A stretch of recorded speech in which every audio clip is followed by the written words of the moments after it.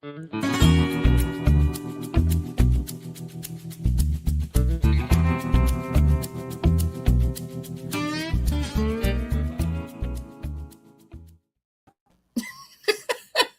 up, everybody? Hi. Hey, guys. Hi. I like how right before we come live, we're all backstage, like taking drinks right before we go. And then we're all just like, hi, That's because we're going to need it tonight. We are going to need it tonight. We are. It gets dark, everybody. It gets dark. It does. Welcome, everyone. Welcome to our fantastic Sunday night show. I'm Tara. I think you guys remember producer Tara here that's been doing the Zizian show with you guys. And we have that handsome fella over there looking all casual and cool today. Awful nice of you to say. I'm coming. I'm straight off of playing at the park with the kids and trying to teach them how to skateboard. And then realizing that I shouldn't be on a skateboard. I was going to say. My knee hurts. And our lovely Terry is not with us this evening. So we brought back our very special guest, Cap'n. She nailed it last time. She's going to nail it again tonight. Hi. I'm not at all nervous. Not at all. Terry. Right? She's going to do a great job again tonight. So make sure you show off love. Fine. Right? It's fine. Everything's going to be fine. Well, you guys, tonight we dive into episode 5 of our special investigation, Zizian's Unveiled. This multi-part deep dive exposes the chilling truth behind the Zizian Cult, a radical mix of trans, vegan, rationalist anarchists who have left a trail of bodies stretching coast to coast. I said that all in one take, you guys. All 4 of those crazy words. Normally I'm like, wait, where am I? Finally, by episode 5, I've nailed it. Combination that I never thought I'd hear in my wildest dreams all together as one. Here we are. So this is without a doubt the most bizarre and complex true crime case I've ever encountered, and same with everyone else here. And new details are emerging almost daily, and the story just keeps getting wilder and wilder. So we'll be here for the next couple Sundays because our series is getting ready to start to wind down. But every Sunday at 9 p.m. Eastern, we'll be here unraveling the tangled web of the Zizians. So make sure you are subscribed, hit that like button, and turn on notifications because you won't want to miss a second of this investigation. But before we get into that, let's talk about what we're drinking tonight. Cap'n, our guest, why don't you go first and share with us your delightful beverages? I am once again drinking a fruit lager from Louisiana, my favorite brewery. This time it is Abita's Purple Haze, which is a lager brewed with raspberries. It's one of their year-round offerings. The last one I did was a strawberry, which is just for the spring and summer. And the can, much like the Zizians, is a little trippy. Well, but I'm pretty sure it smells a lot better than our wayward cult. Probably. There's some stank in those slack mobiles, man. I think Purple Haze was probably one of my first beers when I turned 21. It's been around much for better some than time. I did. Wow. I was doing Natty Light for a while. Dos Equis, but I called it 2 X's. Oh. So I was like 17. 2 X's. 2 X's, just like in college. Well, I'm drinking whatever the hell I could find. Why? Because I'm pretty sure that's what the Zizians were doing. I'm drinking Oliver Winery's Camelot mead. Why? Because the Zizians are needy, and I am needy for meaty. Oh my goodness. So stupid. What? Needy for meaty. I love that. That's good. Sorry. Sounds like no, it's fine. I caught me off guard. I didn't realize. I didn't realize we were just talking about what we're drinking. So I'm gonna skip the. Oh no, intro no, part. we're doing it all. That is it. That's. Oh, okay. Yeah. No, well, we're good. Everybody, welcome back to a story that would be what you'd get if a TED Talk Reddit thread and community theater production of Mad Max had a baby. And then that baby immediately started living in a box truck, casting spells and imitating Palpatine. A baby's a mini Palpatine anyways. Truly. So tonight we're talking fake deaths, real stabbings, and the kind of stuff that makes the Fire Festival look like a military operation. This isn't just true crime. It's kind of like the MCU. If everyone had a philosophy degree, persecution complex, and then access to Google Docs. So buckle up, friends. Buckle up. So there's no bag of wine for me tonight, you guys. I'm drinking Yellowstone Road Moscato. I still had a couple leftover bottles from our Thursday show. So I am very, very excited to talk about this next chapter in the Zizian's Gone Wild, because tonight things are going to take several dark turns. Now, I will do my best to limit my rants tonight and behave and maybe try not to say so many cursey words. We'll see. But if you all thought I got fired up about their protest annex, oh man, what happens tonight really gets me worked up. So I can guarantee you, though, that there will be lots of snark. So with that, let's get this party started, shall we? We shall, in the same way that we have for the 4 episodes before this. This series involves many non-binary and transgender people. We will not avoid these topics as they are important to the philosophy of the cult. All subjects are going to be introduced with their chosen name and legal name for the sake of legal research. We're going to do our best to use appropriate pronouns, but please know that if any mistakes are made, it speaks to the vast number of players in this case and the complicated nature of their beliefs, and is in no way intended to disrespect their gender identity. We are very proud of the respectful and inclusive chat community that we've created here. Our regulars know the drill, but to anybody popping in, please know we don't tolerate hate speech. Statistically speaking, trans people are 4 times more likely than cisgendered people to be the victims of crime. We are not here to fan that fire.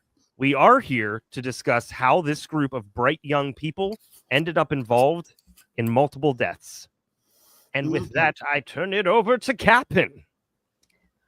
I do want to do a small disclaimer before I start. I have had a cold for a little bit, so I'm really hoping that doesn't affect my reading tonight, but apologies if it does. I'll mute myself if I have to cough. But let's get into it. Just like with the previous episodes, we've made some very helpful graphics to go along with the story. This so lady did. She did, this lady. If you're listening to this as a podcast, I can't suggest enough that you watch it on the True Crime and Wine Time YouTube channel to follow along. And if you're just catching this for the first time and you're a little confused, which is understandable, you can find these episodes on our YouTube channel under Lives or on the curated playlist about the Zizians. As we've said many times, you don't want to miss any of the details on this case. Especially what we're getting into tonight, you guys. We've been waiting for this. Well, here we are. So, but before we get into it, let's talk about what we covered last week. A quick recap, nothing long. So last week, we dived into the organizations, Murray and CFAR, where most of our Zizians attended their workshops. I'm sure many of you in the audience have spent the last week practicing your Murphy Jiu-Jitsu. I know I have. Or maybe some other mind control technique. Put your favorite one in the chat. What's your favorite mind control technique? But we also explained that there have been many criticisms of CFAR, including ours. And basically those groups, they're culty as fuck. Okay, let's just be honest. They got some red flags going on there. And it is of zero surprise to anyone, including the head of CFAR herself, Anna Salomon, that a cult emerged out of all this. To me, how is she gonna be surprised? I mean, she's not at all. Like, you've seen the other cults. You knew what you were doing. I mean, are we supposed to? You know what? We are. We're supposed to believe. She thinks everybody's just dumb enough to believe that. It's ridiculous. Well, I would genuinely be surprised if people paid me thousands of dollars to tell them how to think. That's right. $4,000, everyone. And I can give you better advice than whatever they gave these people. So on top of Murray and CFAR, we also discussed the Meeker Four, who were Ziz, Gwen, Emma Boranian, and Somni, aka Alexander Latham. And after being asked not to attend the CFAR alumni reunion, they decided to launch a protest against them, accusing the organizations of all sorts of things that they provided zero proof of. But this group did not think the optics or the law through and found themselves in jail with several charges. Honestly, you guys, if you have not heard this protest story, it's in the last episode. Go listen to it, because the whole thing is wild, and it's the worst planned protest I've ever heard of in my life. Yeah, but it had the best terror rants ever. Well, lots of cursey words were had, because it is infuriating. But so for tonight's episode, though, we'll be talking about the core four, Gwen, Ziz, Somni, and Emma, as well as Maximilian Bentley Snyder, who we briefly... How can you not say it like that? Right? I mean, when we learn about this guy, I'm pretty sure he says it like that too. That's all I'm saying. But so we talked briefly about him in episode 1, but we're going to do a little bit deeper dive into him here. We also are going to introduce Suri Dow, who is new. But our biggest focus tonight will be discussing the tragic tale of Curtis Lind, the guy in the hat there. So let's get into it. Oh. All right. So just a warning, everybody. This is going to get Llama all worked up. And I need you to, this is what to do if you encounter an enraged llama. You just need to like dodge, dip, dive, duck, and dodge. And either way, I really hope you brought your ponchos, because llamas spit, and it's about to be a Gallagher Sledge-o-matic episode. So get ready to duck. I mean, the only thing this llama is spitting tonight is facts. All the facts. So let's go. Let's get into it. I set you up for that one. Thank you. All right. So here we are in the late 2019, early 2020. The CFAR protest just happened. Several of them are now in legal trouble. The rationalist fleet has failed, and the group either sold or abandoned their boats in the San Francisco Bay. Classic. At the end of episode 3, we briefly met Curtis Lind, who also had the largest boat in the bay and had befriended the group. He had decided to retire and sold his boat, and he allowed the group to move onto his property in Vallejo? Is it Vallejo? No, Vallejo. Thank you. I was trying to make it You're more welcome. difficult than it was. Yeah. You know what? In a place in California, Lind is quoted as saying, quote, "They were unhappy living on the tub. They decided they wanted to move to my yard and buy moving vans, small moving vans, and change them into places where they could live in the moving van and nobody would know that they're in there." Lind said he reached an informal rental agreement with Gwen, requiring about $2,000 a month in exchange for use of 2 RVs at the California site at his place. And the option to park, I don't know why it's so hard for me to say, Vallejo. It's Vallejo site, and the option to park a half dozen trucks on the property. Gwen told Lind that they were only planning to stay 3 or 4 months. You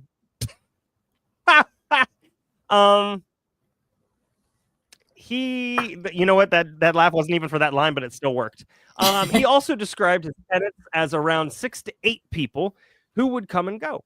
One worked for Google. I assume it's Emma he's referring to, since we know she worked there, and would leave for periods of time to live in her truck in the company's parking lot, which I bet Google loved that. There's nothing better for your mental health than living at work. Totally. And I mean, $2,000 a month split between all these people is a hell of a deal, especially in San Francisco. And they get to use 2 RVs out of this deal. I mean, I would never pay anything like that to live in an RV or a box truck. But this group, who, remember everyone, is actively choosing to live this way. It does sound like a killer deal for them. Quite literally, I suppose. I'd like the chat. I'd like to know, and I'm not going to throw in like a whole like yes or no question for everybody, but my question really is, do we think they paid the $2,000 a month? And I'll leave it at that. Okay, let's keep going. Let us know in the chat. What do you think? What do you think? Isn't there a way we can do polls? Yeah, I can do one. Give me a second. I'll do it. Oh, should we run polls tonight? Is that too much of a pain? That could be No, I can do it. Okay. We're going to do a poll for you guys. You decide. Did they pay the $2,000 rent a month? Yes or no? Well, while JT is setting that up, because I have no idea how, before we go further into the Curtis Lynn story, do you remember in the first episode, we talked about other people trying to warn the public about the group? Yes. Well, we're going to talk about the first warning, which happened January 4th, 2020. A man by the name of J.D. Pressman, who belonged to the rationalist community and apparently was the ex-boyfriend of Fluttershy. He created the website Zizians.info and coined the term Zizians. Ziz did hate this, right? Like, I guess, I mean, they already ordered members jackets, so they couldn't change it after that. But like, she didn't like this, right? What do you guys think? Do you think Ziz is happy about this? Make another poll. We're just gonna have a list of polls tonight, you guys. Just put up the rent poll, dang it. The rent is too damn high. So Pressman wrote under the name Apollo Mojave, which I thought was a pretty highbrow porn name, but I guess unsurprisingly, it's a sci-fi character. Unlike Ziz, he gets to the point quickly, stating the purpose of this document is to warn you not to join them. Don't do it. Too late, but don't do it. He also described Ziz as a master manipulator who is extremely skilled at selling people on nonsense ideas about decision theory and ethics that defy not just the rules of rationality, but basic common sense. And we couldn't agree more. Yeah, based on what we learned over the last 3 episodes, he pretty much nailed it. Like, just that is everything we've learned on our own. I hope so, because he's a highbrow porn name person, so he better have nailed it pretty well. I think I'm going to come to Cap'n with highbrow porn name ideas. What's since we're answering polls? Chat, since we're answering polls in the chat, why don't you tell us your highbrow porn name? Please do. Because things get dark and we do need to laugh tonight. So there is another section of the brief Zizians.info blog that helps potentially explain the choices that made many of the Zizians the choices that they made. Quote unquote, Zizians do not think it is ever valid to surrender. The reasoning goes that if someone is trying to exact surrender from you, giving in is choosing a strategy that gets coerced into surrender. If you fight bitterly, you prevent the coercion in the first place by making it too costly to fight you. Because that worked real well for the Meeker 4. Yeah, to me, the quote, Zizians do not think it is ever valid to surrender. Like, to me, it explains a lot of their behavior with the CFAR protest and their uncooperation with authorities. I think it explains a lot about what we're going to talk about tonight. And I think it could potentially explain Youngblood and Bachholt from episode 1 and them pulling out guns and the Vermont Border Patrol shooting. You know, something that we've been like, why would they even do this? I'm not saying that is the reason, but it's kind of looking like that could be. You know what's really interesting is that entire concept of never admitting defeat, never surrendering, that is a very Roy Cohn. Very Roy Cohn. from New York. And if we don't know Roy Cohn, we probably should do an episode on him. In fact, I might put that on the list. I'm going to say put that on the list for me, okay? Yeah, we're going to put that on the list. All right, go on. I'm going to say, Annie, come on. What? Get over What's it. she gonna say? Oh, Annie here. I'm too pure for a porn name. Everybody make one for Annie Banani. Okay? Yes, please. What's Annie's highbrow porn name? Or lowbrow, whatever. I mean, the name Annie Banani is enough of one. Thank you. No, that's Fair fair. So I agree with what you have to say. I think this is a good explanation for some of the things they did later on. There's other thoughts in my mind about it, but we'll get there eventually. The blog continues. Pressman writes, this can often be a valid way to think about things, but Ziz and her followers apply it in every scenario without considering the power difference between fighters. If you can't make it costly enough to fight you, refusing to surrender is a sure way to see the inside of a jail cell or the pearly gates. We see this in action during the Camp Meeker incident. While we can only speculate on the motives of the protesters for screaming at police, it seems likely this played an important role. Yeah. One, take note of the comment about considering they don't consider the power difference. Very important in tonight's story. But again, I mean, Pressman is knocking out of the park with this. It's either going to end up, people are going to end up in jail or dead. And he wrote this in 2020, you guys. And he's not wrong. He's not wrong. So now when it comes to Pressman, though, what I really want to talk about is a Tumblr post that was apparently made by one of his ex-girlfriends, not Shutterfly, but I know who you are. Now, she wrote this trying to discredit Pressman and make him look like he was obsessive and crazy in regards to Ziz.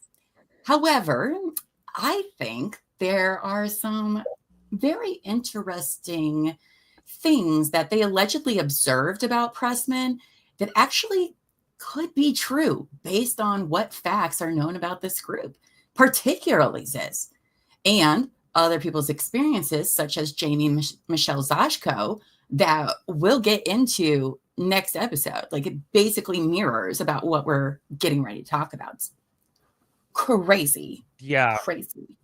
2 more names and lives who were impacted by this. Yeah, we couldn't even include everyone on the cast sheet. No. But so the ex writes, quote, anyone who was associated with him, she means Pressman, or had ever crossed Ziz, he claimed, was potentially in mortal peril. He started texting me every time he heard a raccoon rooting through his garbage. So that's why JT kept talking about raccoons in the last episode. Was that foreshadowing or mind control? Yes. Well, I don't know. All I know is that my gut says maybe. Yeah.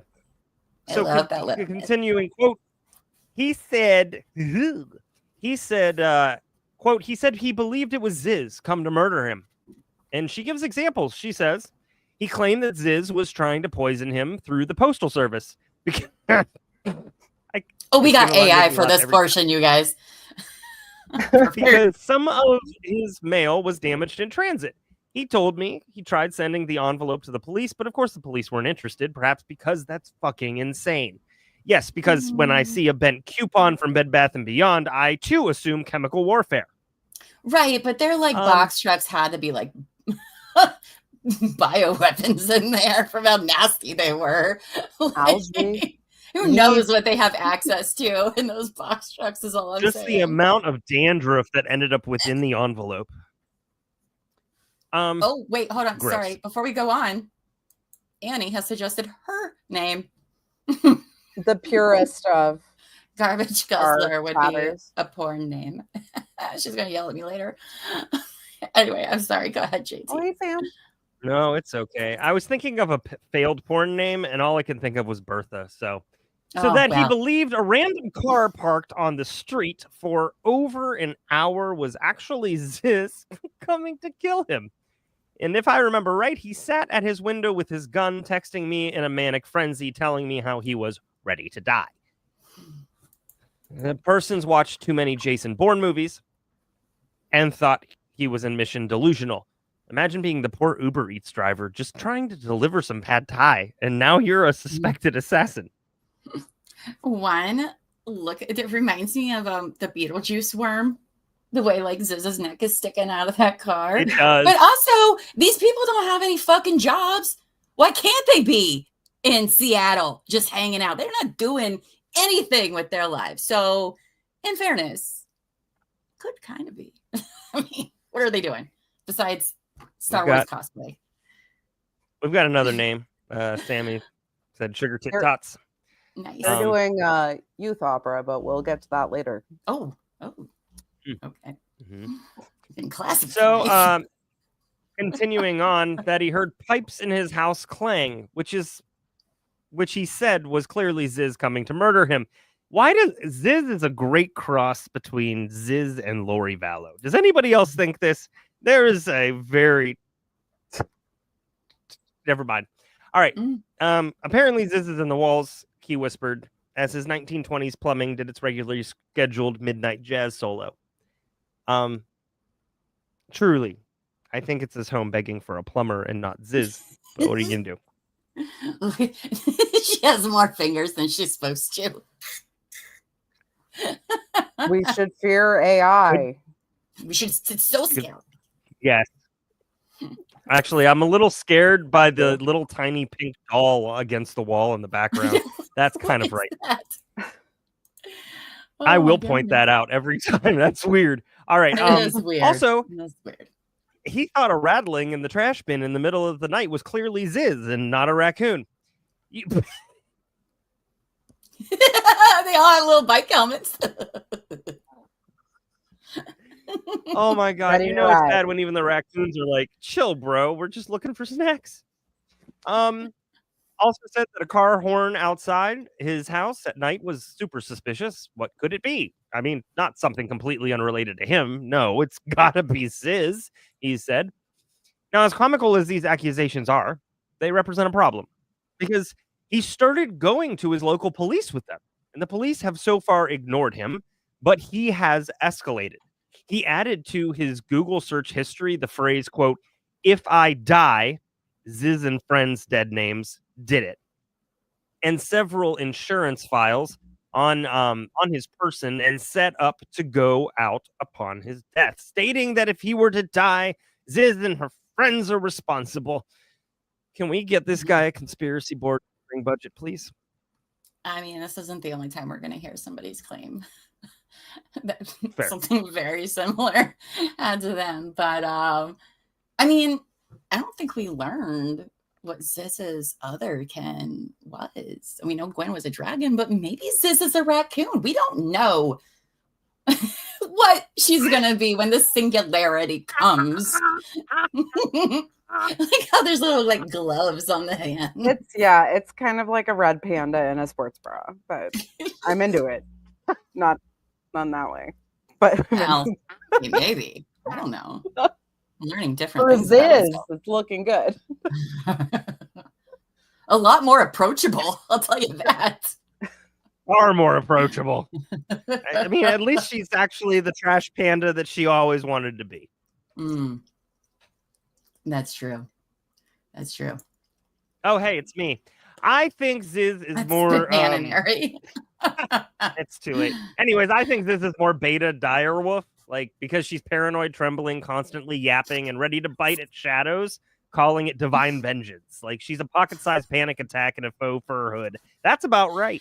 That's very creepy, actually. I don't like the human hands that are actually not hands. And the like sleeves kind of skin, flash sleeves. Yeah. This one is the most disturbing somehow, but don't worry because wait for it. I have basilisk in my Ziz otherkin pool, but like a basilisk and an Ouroboros combined. We're gonna get canceled just for that. We all see what's happening in this AI image. We all see it. We're not going to describe it. We know what we call it in the slideshow. That's why you need to watch YouTube and also download our podcast at the same time. Yes, this picture definitely. She was like, Sarah, Kevin was like, do we include this? And I was like, oh, yes, we do. I just read the description of the slide. I'm dead. That snake has a bodacious upstairs. That's true. That's true. Now, maybe it is a little paranoia since Pressman did live several hours away in Seattle, but he is so freaked out that Ziz is trying to kill him that he goes out and buys a gun. Okay. And according to the ex, Pressman said he wouldn't feel safe until Ziz and her friends were in jail. So she also goes on to say, look, there's a little raccoon. I think there's a theme for tonight's show, you guys, on the slideshow. You guys count how many you see starting now. All right. So she goes on to say that Ziz said she wasn't doing anything to him and that she was actually the one who was being harassed and yada, yada. Okay. There's a whole lot of drama and accusations in there that, as much as we would love to get into tonight, we don't have the time for it. But maybe in a members only, we might read it because I would love to read it and do this person's voice, who I do not like. I do not like her. But anyway, again, how true is what the ex is claiming? We don't know. Okay. But knowing what we do know, what do you guys think? Do you think Ziz would allow someone to make this hate site about her and slander her and just let it go and move on? Like, she lost her shit when her roommate asked her for an advance on rent. Okay. I can't imagine she would be happy about this happening. So what do you guys think? Do you think that this could possibly, we're not saying that it happened, but like it could have. And that's all we're really going to say about Pressman. Pressman doesn't really have a role in the rest of this story. We do know that he's alive, so Ziz didn't kill him. And Zizian's.info is still up. So that's great. Thanks for that, by the way, Pressman. Appreciate it. This bud's for you. Right? Doing the Lord's work. I haven't come across him speaking out anywhere since this whole Zizian story broke in January.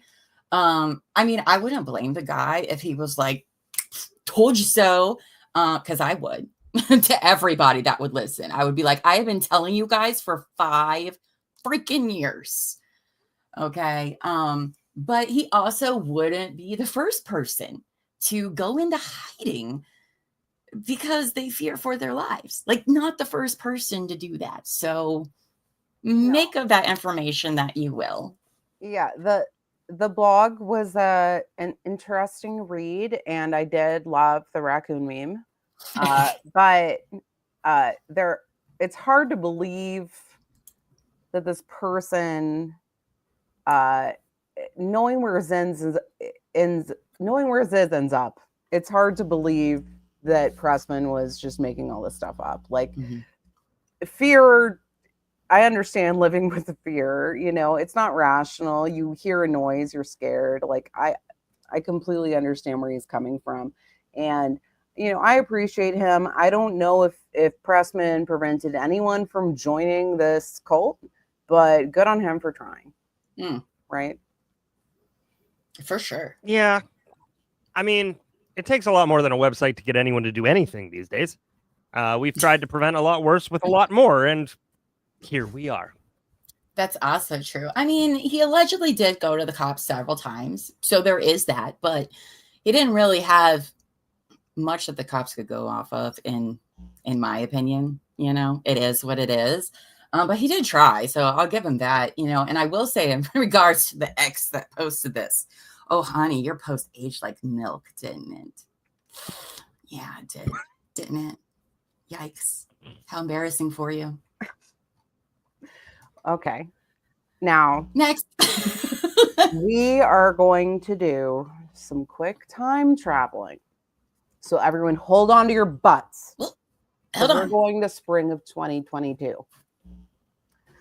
Now, not much has changed in 2 years. The now dubbed Zizians are still living in their box trucks on Curtis Lynn's property. They're all still sorting out their protest criminal charges in court, and the same four, Ziz, Gwen, Emma, and Somni, had filed that federal civil right lawsuit against the county, Westminster Woods, and the sheriff's department, also related to the protest. On April 11th, 2022, a bench warrant was issued on Gwen for failing to appear in court over her criminal charges, which is not a great look. No, not at all. No. About a year later, the group's civil attorney, Gerald Friedman, filed a motion to withdraw from that case. And in it, he says this. A little bit of wine. All right. Quote, on or about April 2022, I heard a rumor that Gwen Danielson may have committed suicide. I have since attempted to contact Gwen Danielson by the same means that we usually communicate, including by email and phone, approximately 10 times. My phone calls to her on or about July 2022 resulted in a message stating that her voicemail was full, and on or about August 2022, her phone number was disconnected. I have not received any contact from Gwen Danielson since January 21st, 2022. On September 9th, 2022, I received an email apparently from a friend of Gwen Danielson that asked if I could share anything about her rumored suicide. Taken at face value, the email confirms that Gwen Danielson is missing from her friends. I have no information on whether Gwen Danielson is alive, and if she is alive, where she might be. End quote. Yeah, and we've looked. All right, there's no obituary ever made, no death certificates, doesn't exist there. Those stupid buttons on the side of gaming mouse. I don't know. How do you say that? I don't know. Anyway, I hate them is all you need to know. Oh, it's a hamster. Yeah, right? Stop gaming. I know. I'm over here. Wireless hamster. What are you on Twitch? Yes, I'm also a Twitch streamer on the site. No, I'm not, people. I'm not. I don't. Though I feel don't like go I looking would for llama. probably. Oh yeah, you would do well on Twitch. I certainly would make people laugh. Knock it out the park. Yes. All right. So, in the death or disappearance of our beloved dragon Gwen, if that isn't bizarre enough for you guys, on August 19th, 2022, just before midnight, the U.S. Coast Guard responded to a report that a person had fallen out of a boat named the Black Sigget into the San Francisco Bay. And that bay is no joke, you guys. That's why they put Alcatraz in the middle of it. Okay? No bueno. Don't go in there. First off, I'd jump out of a black swan too. But second off, I was totally like trying to, I wanted to give just a little bit of context regarding the bay. And it's like 13 miles side to side and like 40 miles top to bottom. And like at high tide, a quarter of the bay's volume, 500 billion gallons, flows in and out past the Golden Gate. And I mean, that water fucking moves. Yeah. So, it's what yeah. I can't imagine that they have a lot of positive rescues. Can't imagine. No, I mean, and even the escape from Alcatraz that they think they might have made it is like, it's like, who knows? There's sharks and shit in there. So, like serious sharks. The West There's Coast. nothing worse than bay sharks. Yeah. West Coast isn't messing around. Yeah, right.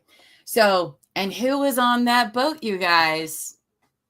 Ziz, who apparently still, for some reason, owns this boat at the time. I don't know why. I don't know when she sold it, but the Black Sigget is her boat, if you remember right.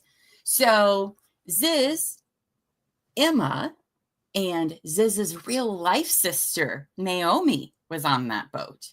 Now, according to some declarations that were later filed in court, Emma said that Ziz fell into the water at about 11 p.m. while working on the motor. Quote, I lost sight of Jack while looking for a life preserver. Apparently, her and Naomi searched the water and called out for her, but she was nowhere to be seen. So that's when they used the boat radio and Naomi's phone to call for help. She must not have been wearing her bike helmet. She could have used that as a floaty, is all I'm saying. So she didn't think this through. I definitely want the person who needs a bike helmet to sail to be working on the motor. I like how helmet's a priority, but not life vest. No. I mean, we learned two things about boats. Wasn't about life vest. After this, the Coast Guard conducts a 30-hour search looking for her, but to no avail. A few days later, on August 23rd, Ziz's criminal defense attorney, Dan Kapelovitz, told the judge over Zoom that his client, Ziz, aka Jack Lasota, was dead. Mm-hmm. Even her civil attorney, Friedman, said in his motion to withdraw, I have since had several conversations with Jack Lasota's mother, who confirmed that Jack Lasota died and that a probate attorney has been hired. They even published an obituary for her in their local Alaskan newspaper. And apparently, she loved blueberries. Fun fact about this cult leader, she loves blueberries. But also, oh my God, how cute is that little raccoon? Hold on, wait, are all blueberries vegans? I didn't know what their diet preferences are. All of them except Violet Beauregard, I think. Yeah, Violet, you're turning violet. Can we take her to the juicing room? And by that, I mean the tugboat, please. So at this point, 2 out of Friedman's 4 clients are by all accounts believed to be dead. Yikes. I imagine that is not a common thing to run into. And spoiler alert, things are really not going to go well for the other 2 defendants, Emma and Somni. No. Now, just because Ziz's criminal lawyer, Kapelovitz, told the judge Ziz was dead, the court would need more legal proof, since there's no body, to outright dismiss the case. A death certificate had not been produced. I'm not sure how long it would realistically take to get one in this scenario. Yeah. Anyway, the wheels of justice kept spinning, and because she failed to show up to an October 2022 court hearing, a bench warrant was issued for Ziz's arrest. Like, what gets me is that they just assumed death. Like, they didn't think, like, maybe absconding. Like, we're well past assuming the best, worst, best. You know what I mean? Like, we are past this. I mean, I'm not sure what you expected them to think, though, JT. All right, the Coast Guard said it would have been unsurvivable. I mean, they couldn't have possibly known that she was in training with her whole shark hemisphere sleep thing. Maybe her otherkin was actually a shark instead of a raccoon. Are you guys ready to sing with me? You're going to hate me so much. Ready? Zizzy shark, do, do, do, do, do. Zizzy shark, do, do, do, do, do. Zizzy shark. Okay. Somebody asked me to sing on Thursday. My head is like a shark's fin. Yes. Y'all remember that song? Yeah, deepest, bluest. My head is like a shark fin. Deepest, blue. Freaking love LL Cool J and Deep Blue Sea. Love that movie. Love you, girl. We got way too excited about some Deep Blue Sea over here. Love it. Anyway, carry us on, JT, because we've lost the plot over here. I used to use my head as like I used to use that as like an example of a simile in my class. Anyways, moving on. We are now in November of 2022, and we just want to say a little bit about Curtis Lind here. Curtis Lind was 80 years old, and he was well known for his generosity, resilience, and deep involvement in his community. I mean, look at this fella. I know, also, he looks better than I do, and I'm what I am. Anyways, he was a well-respected figure in his neighborhood. He was often seen engaging in local cleanup efforts and fostering relationships with those around him. Lynn was described by friends and neighbors as kind-hearted, principled, and fiercely independent. His willingness to provide shelter, even to unconventional tenants, understatement, reflected his open-minded and compassionate nature. He also was a father and a grandfather, and he just seems like a really great dude whose seafaring adventures like I would like to listen to. And he also seems like somebody that Ziz would reach out to and latch on. I mean, wearing that hat, I mean, that guy definitely has There it stories is. to tell. And there's the hat, Captain, That's wearing like her the hat same hat. to memorialize him and pay tribute to Curtis Lynn. Yeah. Spoilers. Good taste in hats. Oh yeah, well, you thought this had a happy ending. I don't know where you've been the last 4 episodes, but it's not going to go great. So Lind and his tenants were initially friendly, if unconventional. They lived in the trailers and box trucks and had a collection of samurai swords. He talked about how he would see them around the yard dressed in all black. You know what Patrick. I'm sorry. You know what I'm disappointed in most by these people? Okay, is the fact that they are Star Wars fans, and I haven't heard one damn thing about a goddamn lightsaber. Okay, not one. No lightsabers. They weren't fighting in the freaking plot with. What are we even doing? What are you doing with your lives? Lightsabers are not rational. They're reading Harry Potter fan fiction. You know how many lightsabers we have in the house? We even have like some of those really, really fancy ones that like they'll go in the yard and play. Like, come on, what are you guys even doing? I'm sorry. Go ahead. I cosplays as the Emperor on a tugboat. I don't think that we're looking for official like licensing. So Lynn's friend Patrick McMillan was much more suspicious of members of the group, who he said would sometimes walk around the property nude. Honestly, not the worst thing they've done. Not the worst thing they've done. Hey, Amy, can you circle your little mouse around the person in the picture so people can see that? Thank you, babes. It's hilarious that this is on Google Maps. Like, they're driving around, this is happening. They have underwear on, by the way. You may not be able to see it at home, but there's like black Speedo like underwear, maybe. And you know, I love finds like this, and I'm going to go with that is the same red Prius that we heard about in the CFAR protest. I'm going to go with that's the one. I'm going to say that's the same box truck and possibly the same car next to it. All I'm saying is that if you don't want people to know that you're living in a box truck, probably shouldn't get photos taken of you by Google. I'm going to say that's probably the same underwear as worn in the protest. Probably. I have literally dove behind a fence to avoid the Google car before, so I don't want to be on there. Well, there they are peeing in gas tanks. I don't know how well you can see the picture, but Google blurred the contents of the back of the black hatchback. Right. But there's the almost nude figure, totally unblurred. Don't worry about it. Fine. And I've said it before, I'll say it again. The pictures of this group really convey a certain sense of smell. Mm-hmm. I mean, they can't smell. It can't smell good, you guys. It can't. Gasoline and BO. They're shitting in a bucket in their vans, you guys. Oh no. Oh, Amos is doing it. Enhance. We don't know who that is, but it is one of the Zizians, guys. This is the shot from when they were living there. It is one of them. It looks like one of them, though. The real situation is, who else could it fucking be? Like, really? Come on now. I mean, I'm not shaming them if they're comfortable walking around. Like, I mean, you know, I made other people uncomfortable, yes, but it's also California where it's like super warm out. Like, I don't know. I just think it's funny. Really. Probably you're not running the AC in your box truck. House. That was optional. Oh my goodness. That was optional. The food buckets revealed.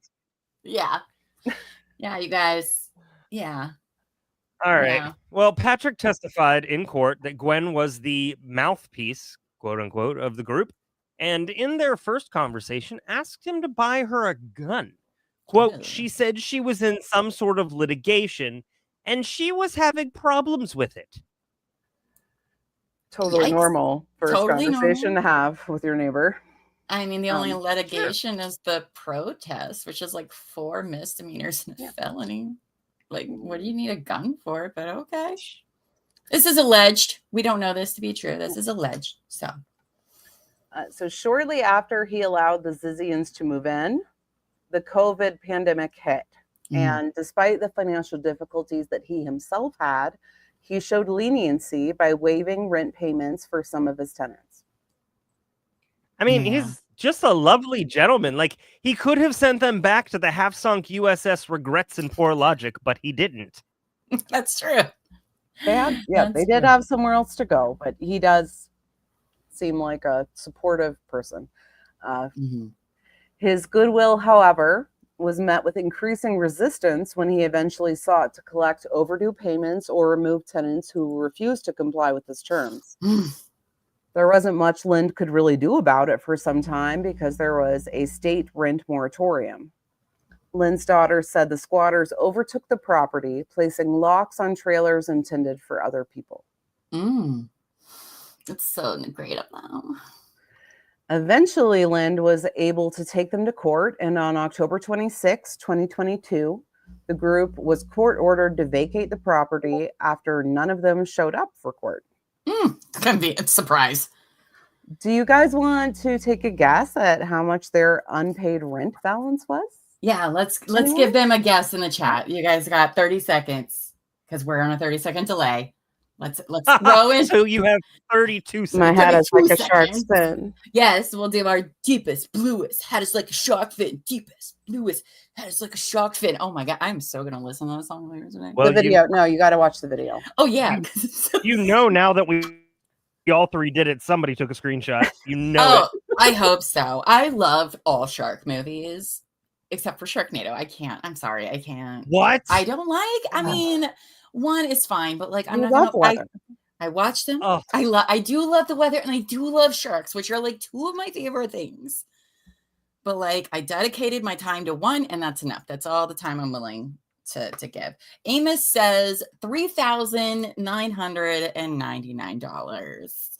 Give it 2 more guesses. You didn't go over. This is the Price is Right. Price is Right rules. Right? Price is Right rules over here. Give us 2 more. Well, come on, guys. Come on. Who's awake and chat? Yeah, who's awake? You know, I do want to say I'm a little disappointed. I can see all I'm a little disappointed because this is all. empty and I don't feel a damn thing. Oh, Amos went with $666. We're just gonna say Lady in Gray 6K. says Who's that? 6K.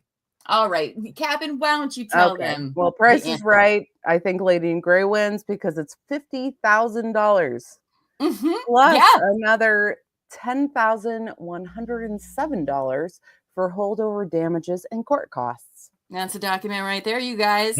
Boom. That is, Yeah. It is egregious and asinine, and I'm glad I could fit both of my favorite words in a sentence tonight. $60,000 and getting kicked off the property. Smells like a motive to me.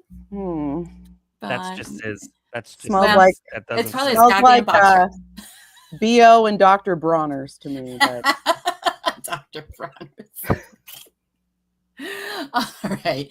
Now, in this court document that we're showing you here, we have it. So it lists a total of 22 defendants. Okay. The only recognizable names on it, though, is Gwen Danielson, Emma Borhanian, and Zizdo. Like, apparently she's just going by one name now. I don't know. like Checks out for Bambi. her. Right? Bitch would think she's Cher. Get out of here. Anyway, so we're not sure who the other 19 people listed in it are, or if they're part of the Zizians as well. I mean, I haven't come across any of these names in my research so far, and they could be separate tenants from the Zizians, because they weren't the only people living there. I mean, Patrick was living there, other people. So it could just be a blanket everybody. We don't know. But there's also missing names from this order of people that we do know for a fact were there, who were living there, like Somni and Surrey Down. So I'm not really sure what to make of these names here, but. Well, you know me, I tried to look up some of these names. I found some interesting things, people I would definitely think are not related to the group that are like car enthusiast rappers, but also there's a Nomi Marks on the list, which apparently is a character on a Netflix show called Sense8, which I have never seen, but they're described as a trans hacktivist. So I mean, that lines up with these people. Yeah. Okay. I'm getting some, oh my gosh, who is that? Who is that joining us for the show? Could that be Jasper the Friendly Goat? What the? Hey, Jasper. Jasper. Hi, buddy. Look at that cutie, that birthday boy. Sidetracking the show, guys. Say hi. Hi, Jasper. Jasper, do you have any thoughts about the Zizians? They're They bad. are cuckoo. They're cuckoo. I mean, Say we they're did get a request from Annie Banani to have more Jasper in the show. Well, there he Well, look. is. And she gets what she wants. As So, always, We looking just very thought we good. bright. would drop by and say hi. We are watching 1923 or Oh, okay. 1823, whatever it is. You're not watching the stream? Um, She's like, it's my night off, okay? no, I was with my grandson and the goats in my lap. Oh, I love that. Well, thank you for coming and brightening up our stream, because things are about to not be great. So it was perfect timing. We all need. Well, no, I watched for a little bit before I jumped in because before it got dark, and I go crawl in bed with my grandson to watch TV. Oh, Jasper's like our little emotional support animal. Yes, So. TS. He's so Except handsome. every time he's on camera, I feel like he's judging me. He looks You're like so he's cute. judging me.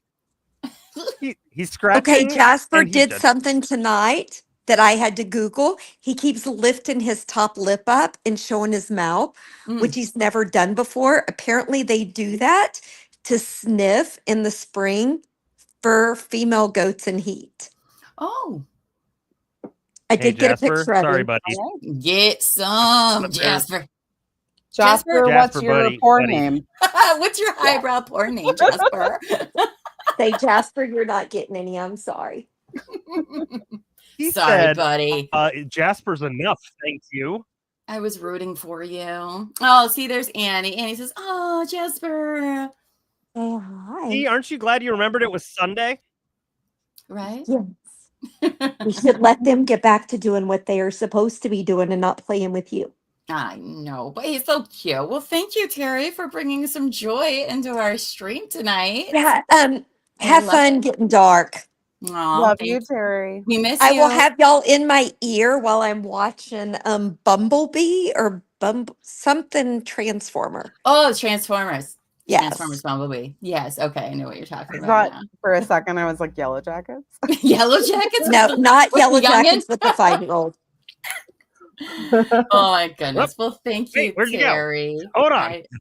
I'm losing everybody over here. Well, thank you. We love seeing Jasper. Oh, tonight. there's Oh, Pikachu. She wanted to say hi. hi there. Put your Pikachu hat on real quick. Oh my. On your cute Pikachu hat. Oh, look at you. Got to catch them all, buddy. Love that. And then You know what? Jasper's I'm going like, to go out on a limb. I'm going to go out on a limb. Definitely smells better than Ziz. oh, definitely better than Ziz. Definitely better. Well, guys, have fun. I will be listening in my ear because it's about to get dark and I do need to sleep tonight. Yes, definitely don't have this available for little ones to listen to. It's Yeah, no. 18 and older here, folks. Bye, Terry. Bye, guys. Thanks for letting us pop in. Yeah. Bye, Say Pikachu. bye, Jasper. Bye, Jasper. Hey, bye-bye. I love that. Look at that. We have all sorts of celebrities around here. We can pull anyone on anytime. Oh, for a second, Shh, we do when not you have said somebody joined, I was like, is Amy here? Not quite. Sorry, Amy. I'm calling you out. We want you on the stream. Yes. Should we take a poll for how let's many do people another want AP Amy to join the show in a future episode? I'm going to lose all my friends tonight. Nope, not me. Oh, that's right. My shark fin sister. All right. Oh my gosh. Anyway, All right, where were we? in the Okay. notes. Yeah. So, okay. So Linda's taking them to court. All right. 22 defendants. They owe $60,000. All right. So Lynn said that after he took the group to court, one of them took out a pocket knife and patted the blade while smiling at him. It's at this time Lynn began carrying a pistol in his jacket pocket. But that wasn't enough. He said, quote, "I should have been smarter," end quote. This conflict culminated in a violent attack on November 13th, 2022. Just 2 days before everyone was set to be evicted. I mean, oh, I shouldn't have been. No, sir. People shouldn't be assholes. Like, it has nothing to do with how smart you are. There is no way you could have ever predicted that something like what is you're about to describe is going to happen. No. So for the next part, I just want to say everything we're about to say is alleged. Nothing has been proven in the court of law yet. As a matter of fact, the trial for this is supposed to begin this month, but this is what we have to work with for now. So according to Lynn's friend Patrick, he said on the night of the attack, he saw individuals running through the yard with headlamps, like sadistic Snow White cosplayers. At some point, Lynn called him sounding very distressed because he said people were pummeling his door and windows with rocks. Now, according to prosecutors, in the early morning hours, Lind was lured by Surrey Dow to check on a purported water leak before someone struck Lind over the head and knocked him on the ground. Dow and Emma then allegedly stabbed Lind with knives. Quote, "The next thing I remember is standing up with 3 of them right next to me, around me. I was bleeding from numerous puncture wounds, I think around 50. I couldn't see out of my right eye. It had been punctured 3 times. The back of my neck had some severe cuts like someone was trying to cut my head off." Fucking yikes. There was a samurai sword impaled through his chest, allegedly by Somni. Somehow during all this, Lind was able to pull out his gun and start shooting. He managed to get himself to his bestie Patrick's door. The police arrived, finding Lind bleeding out.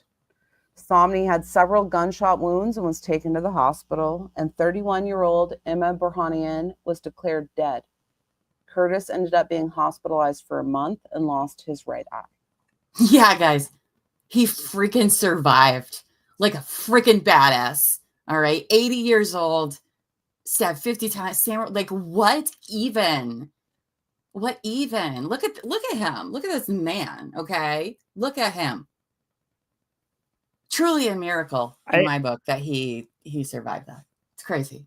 Yeah, I think it had to be out of sheer will. Like, Curtis wasn't going to let this be the way he goes, not with like a samurai Palpatine. This is not how it ends. So yeah, crazy. But what a champ. He's a real man, not a cosplay Jedi or Sith. Sorry. Right. Wrong side, but what's extra crazy is that Lynn's friend claims that when entering one of the trailers afterwards, he found surgical equipment and chemicals he believes were intended to dissolve Lynn's body. They also found a cache of samurai swords in one of the tenants' box trunks and said that there was a big pot in it, and it appeared like it was set up to put bodies in. You may think maybe they're Yikes. exaggerating. Yeah. And maybe they are, but reminder, almost 2 years later, young Blutt's North Carolina landlord was weirded out when he found a stretcher in their living room. I did check the spreadsheet, so I know that Gwen personally did not buy a huge pot because she told us everything she purchased. That's true. I- Gwen did. It wasn't Gwen. I can't even imagine like having the forethought to do this. Like, sure, they're smart, but they also like did the boat thing. Like this. So like my thought is like this could not possibly have been the very first time. Like that's a lot of thought. But you know, I mean, the fact that Curtis thinks that his head is trying to be cut off and they were going to dismember him and dispose, that's his thoughts. I'm not saying that is what's happened. That's what he interpreted was going to happen to him, is freaking horrifying. Like, we do a lot of true crime in this channel, and that story is one of the darker ones that, like, and to survive that, feeling like that's what you thought that these people were going to do with you, like, what the F? yeah. Anyway, so now Somni and a person named Suri Dow were both arrested, okay? And they were each charged with several charges. Charge number 1, felony murder for the death of Emma. Some of you may be wondering, what does that mean? All right. Why would Suri Dow and Somni be charged with the murder of Emma? Because they were in the act of committing a felony, i.e., assault on another person, or attempted murder, really, and somebody died in the process. That is what felony murder is. Whether or not you expected Emma to die or not, that's the law. That's how it works.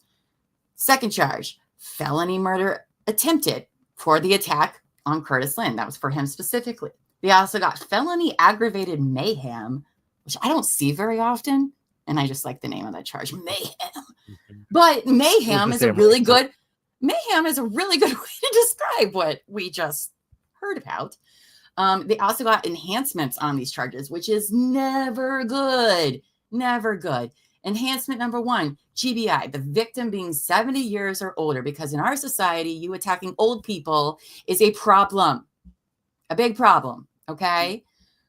Another enhancement, inflict great bodily injury or use of the firearm.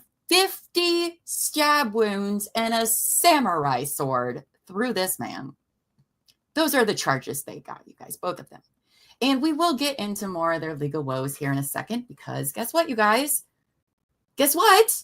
Suri Dow wasn't the only person that was taken down to the police station for questioning. No. Oh, jeez. Are we going to need some more cheese for this wine we're about to get? Guess what? Surprise! Ziz is alive, everybody. Can you believe it? Oh, my goodness. Oh, what? Good. I mean, this is complicated. I'm in a glass case of emotion located at the base of Broke Bitch Mountain. So, you guys, that's right. She dramatically faked her own death just months prior. Because of course she did, because she's amazing. It appears she had been living on Lynn's property still and was at the scene of the attack. At some point, she was handcuffed at gunpoint, okay? She was taken to the Vallejo police station for questioning, where a homicide investigator said, this is where I get fired up again, said she faked a medical emergency and was taken by ambulance to a hospital. Then she fucked off and went into hiding. No charges were filed against her. Now, I don't think she has anything to do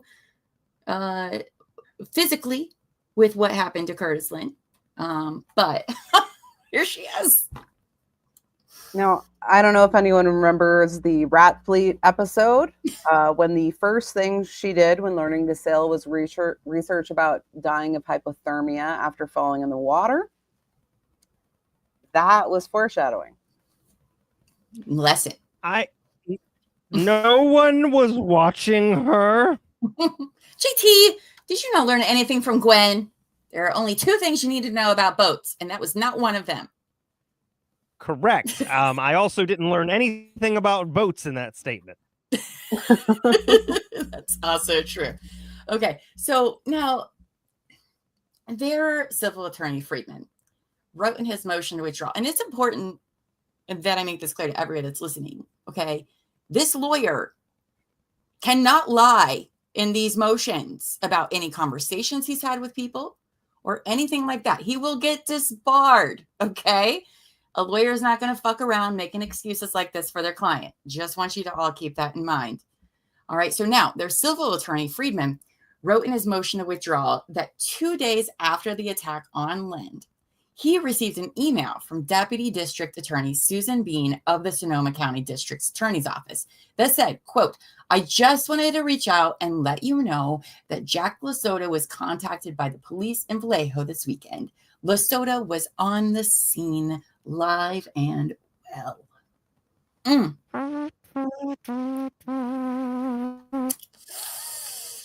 Yikes, your plan has been sound. foiled again, says. So like I need to know more about this whole fake death scene. I mean, we know that Emma knew it was all bullshit, right? Because she was still living with Ziz at the time of the Lind thing. So she had to know that Ziz made it all up. But like, did Ziz's family know? Is the next question. Personally, I think Ziz set her own sister up to make this more convincing. Because like the lawyer talked to her mom and they put out an obituary. I really don't think that they're involved. And if whatever happened here is really fucked up, no matter which way you think about it. Okay. Either they know and participated and that's fucked up, or they didn't know and Ziz did all of this to them, making her family believe that she was dead. And how fucked up that is to do to your family, which I'm going to go with the second one because that's more on brand for Ziz. And, to do that to your own family, you've wasted all these resources from the freaking Coast Guard. Oh, Ziz pisses me off so much. She pisses me off so much. I do not like her. She's so disgusting. Well, sorry. Once again, maybe hold on to your butts because Ziz wasn't the only ghost the police saw that morning. They spotted Gwen there as well. Our dragon queen has emerged from the flames. No.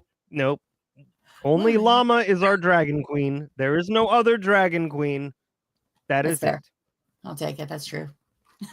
That's also true. So it's more factual than half the shit they've been spewing. So, Gwen was also not charged with anything from the incident, and our favorite dragon flew away and also went into hiding. Mm-hmm.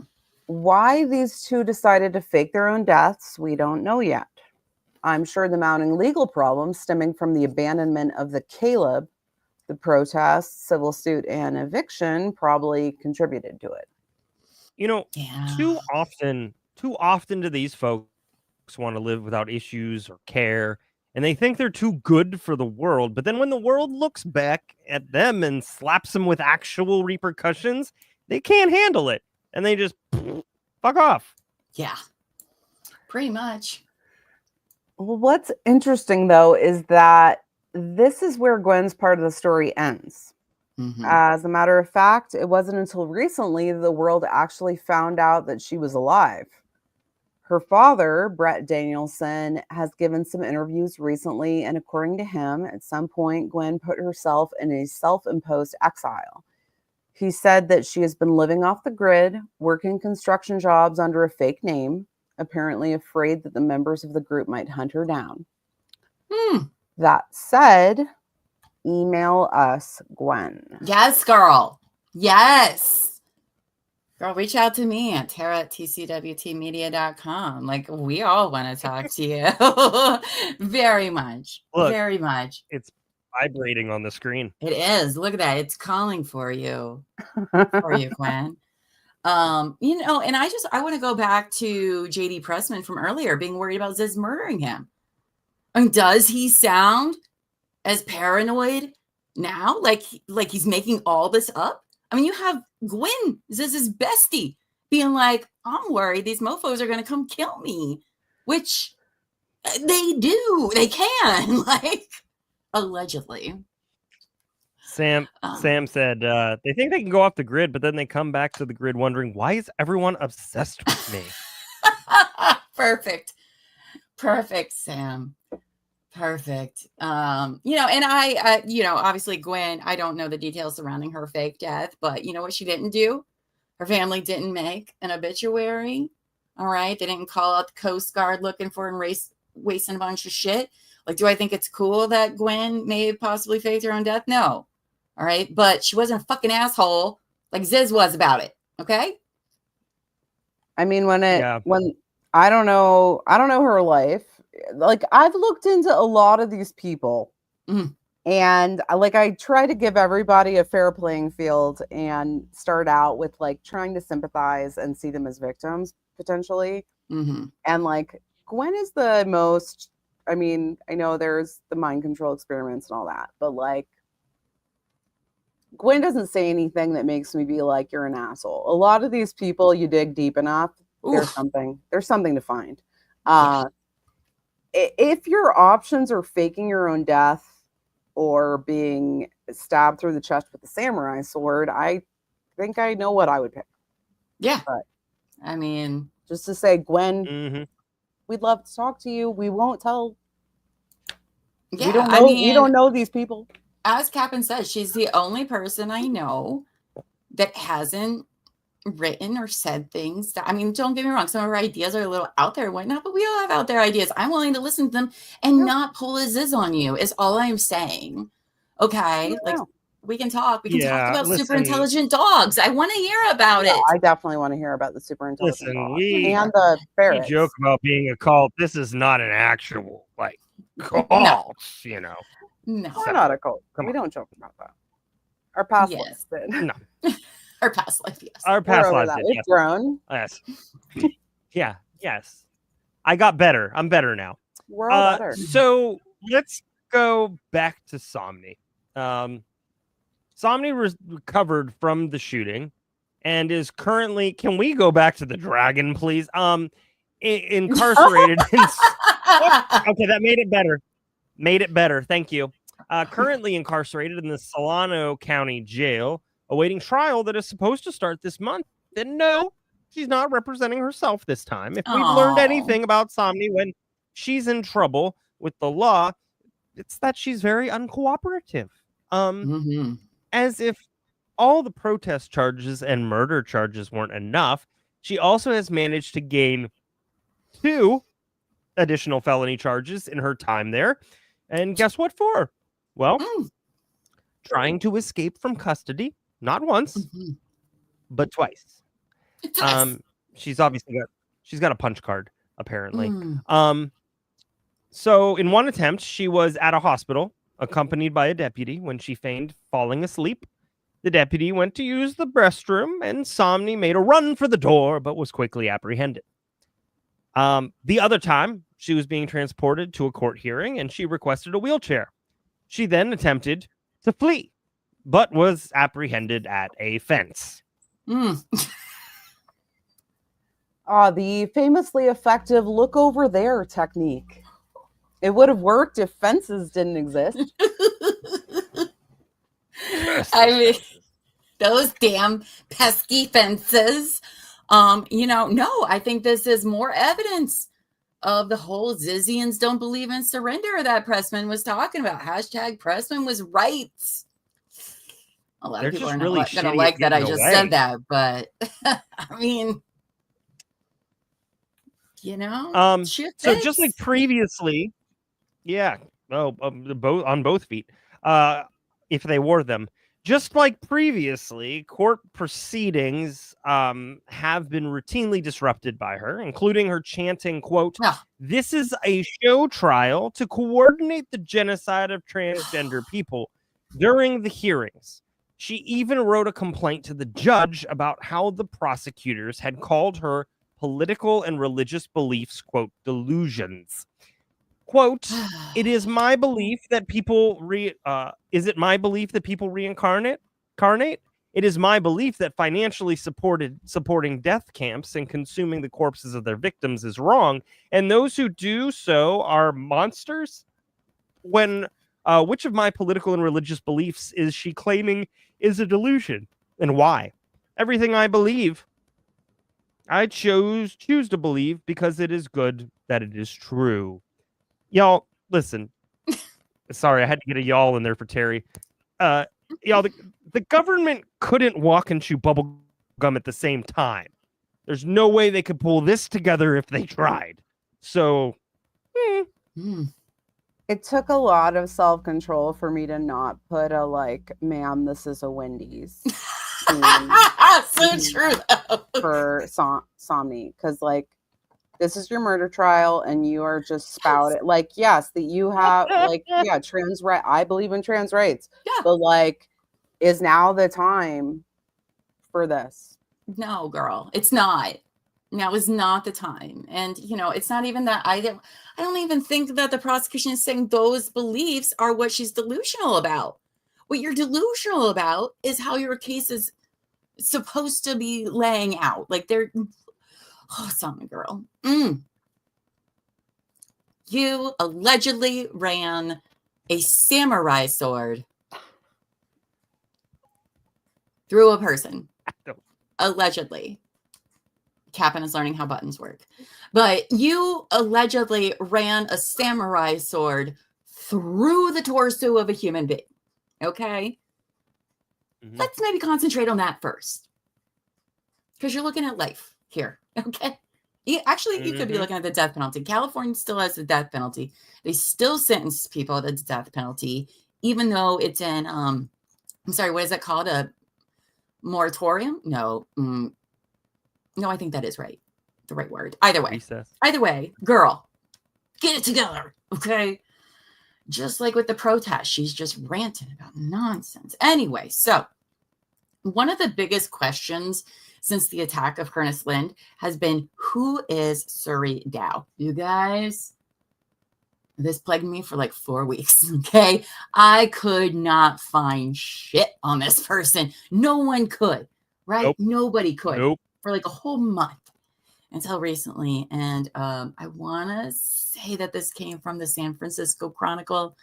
I think that's who did the piece, or the San Francisco Fist, or Open Vallejo. Either way, those are my three sources. They're amazing at all of their journalism.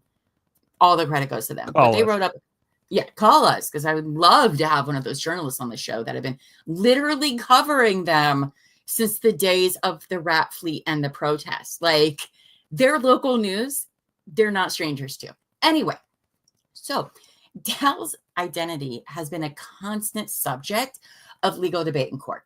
Okay, so prosecutors say that the police body cam footage showed that Dow made up the name on the spot as they sat next to Ziz in a police car, as well as making up a different birthday. Prosecutors are saying that Suri Dow is actually Tessa Burns. So who is Tessa Burns? A fake name. Was that on Gwen's list of needs, or was it right under the emergency equipment? I don't know if it was even on that at all, because it would not be good advice when dealing with the law, okay? You don't have to actually tell them who you are, but to give them a fake name only puts you in more trouble. Anyway, so it turns out, okay, Tessa Burns, and I'm calling them that for the sake of this part of the story, okay, because we don't know all the facts. It's in a legal conundrum right now, okay? So Tessa Burns was adopted from China and was raised in Denver, Colorado. Burns graduated from the Denver School of Arts in 2019. So another young person in this group here. So during their time, they were recognized for their academic excellence, including placing third in the Colorado State Spelling Bee in 2014, which is a big deal. I don't know how many of y'all are nerds, but that's like a pretty big deal. They identified as vegetarian, which means Ziz would obviously be open to a conversation with them, because that's criteria number one in order to even be able to talk with her. And or a blueberry. Right.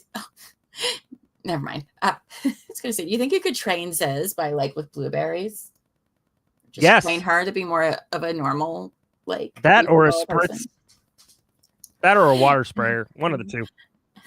Right. So anyway, they identified as vegetarian and bigendered, studied creative writing, and wrote fantasy genre fiction.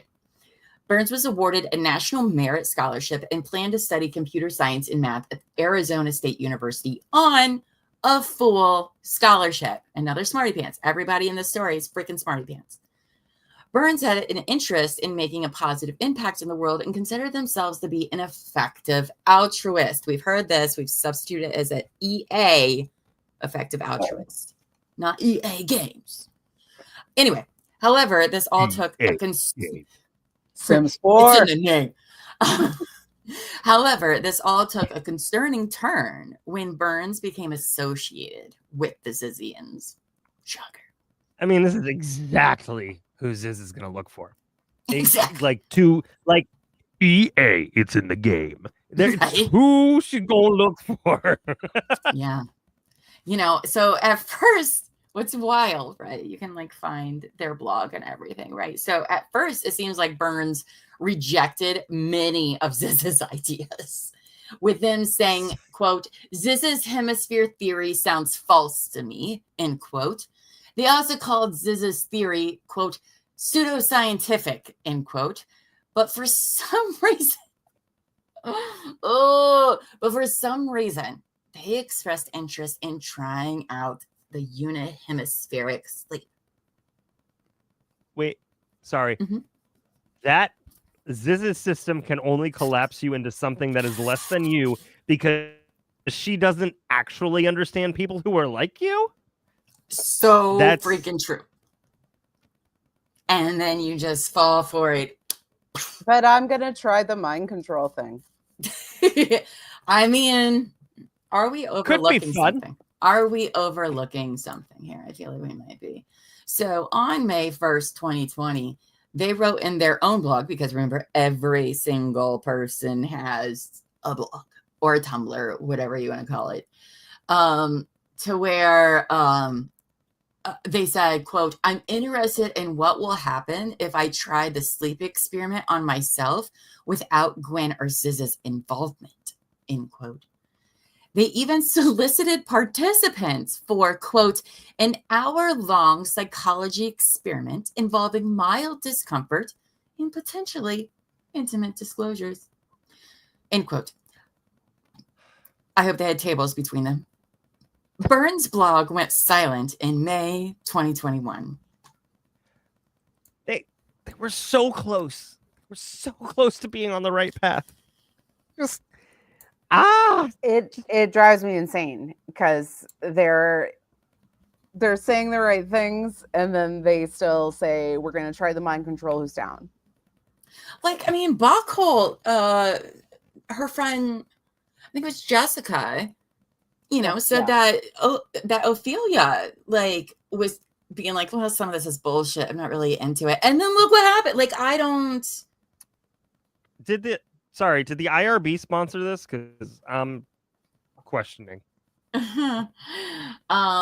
Anyway, so around the spring of 2022, a high school friend of Burns, Galen Metzinger, tried texting Burns, but the number was disconnected. Spring of 2022, and we just talked about, the only highlight from that is Gwen's possible death at the time. Anyway, so he then tried online searching in Discord servers looking for them. And that's when he heard rumors that his friend had joined a cult. Metzinger said he tried to bring attention to the group by reaching out to journalists and the FBI, but he eventually gave up. Quote, it has taken that long for anybody institutionally to care. I'm happy that it's happening now, but it's too late. The damage is done. There are bodies. End quote. That's an awfully crappy way to learn about a friend joining. Like, they might as well have just been told about it through AIM, like AIM. Like, they might as well have just like added a couple of emojis, changed their font to like italics and cursive and pink, and like just I don't And look, you guys, another person, this now makes two in this story alone, two, trying to warn the public and the authorities about these people. So he also went on to say in this article, quote, "She could have done great things. That's the worst part about this goddamn cult. It targets the best and brightest of us," end quote. Hard agree, Galen. Hard agree. Very much so. It's kind of ironic, sad, because apparently Galen is like a wunderkind in predicting election outcomes now.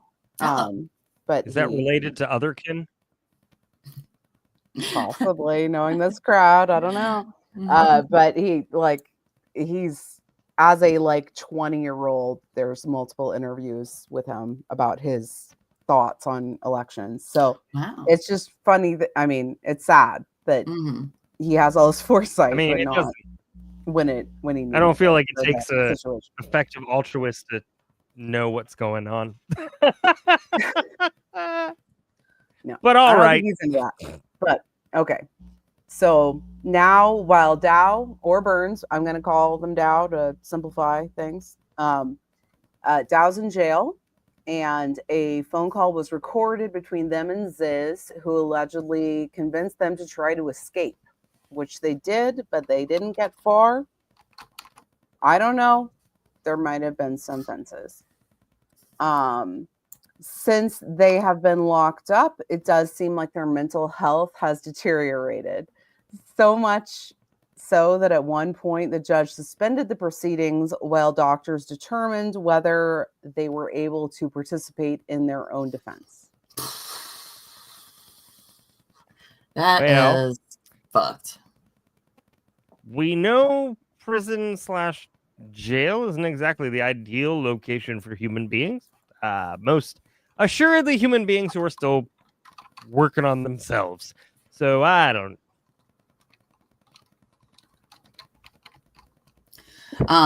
Everybody's. All right. I'm as paranoid as JT Pressman right now. No, it's just so. Let's continue on, because the next part is wild to me. Apparently, at times, jail officials have had to resort to force feeding Dow, while a nurse sat outside their cell 24 hours a day on suicide watch. Attorneys reported they were self-harming, which included biting their wrists and suffering from delusional thoughts that led them to stick objects in their eyes. You guys, one, I don't know if you know how force feeding someone, how awful of an experience that is for the people not only experiencing it, but to do it. All right. It's very disturbing to do.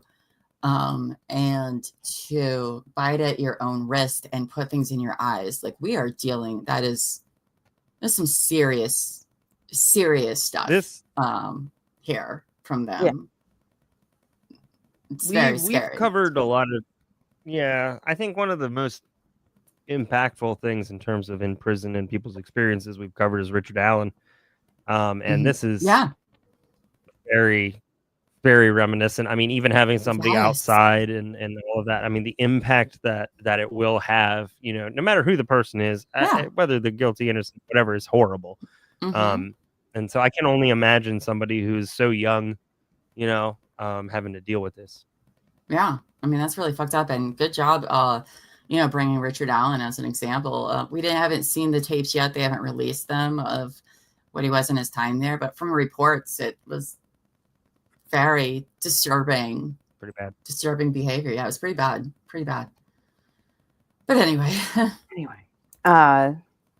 So both Somni and Dow are expected in court this Tuesday, April 8th. And we will see if their trial will be moving forward. There's been a lot of continuances. Yes. Now, California does not allow cameras in the courtroom, so we will not be able to watch it, but we will be gathering every single last detail we can find, and we'll bring you all the trial tea if and when it happens. And knowing Somni, I think it's going to happen. Right. It annoys me so much that we can't watch this because there's like some videos that I've heard about, like body cam and stuff that we watch a lot of trials here, like myself and Cap and some of our audience, like we're trial watchers. So you learn a lot of things watching trials, right? Because not everything you read in the media before a trial is actually what is put in as evidence, right? We know that there's body cam footage from the police officers of this event, and I want to see that with my own eyes, to be quite honest with you. Yeah.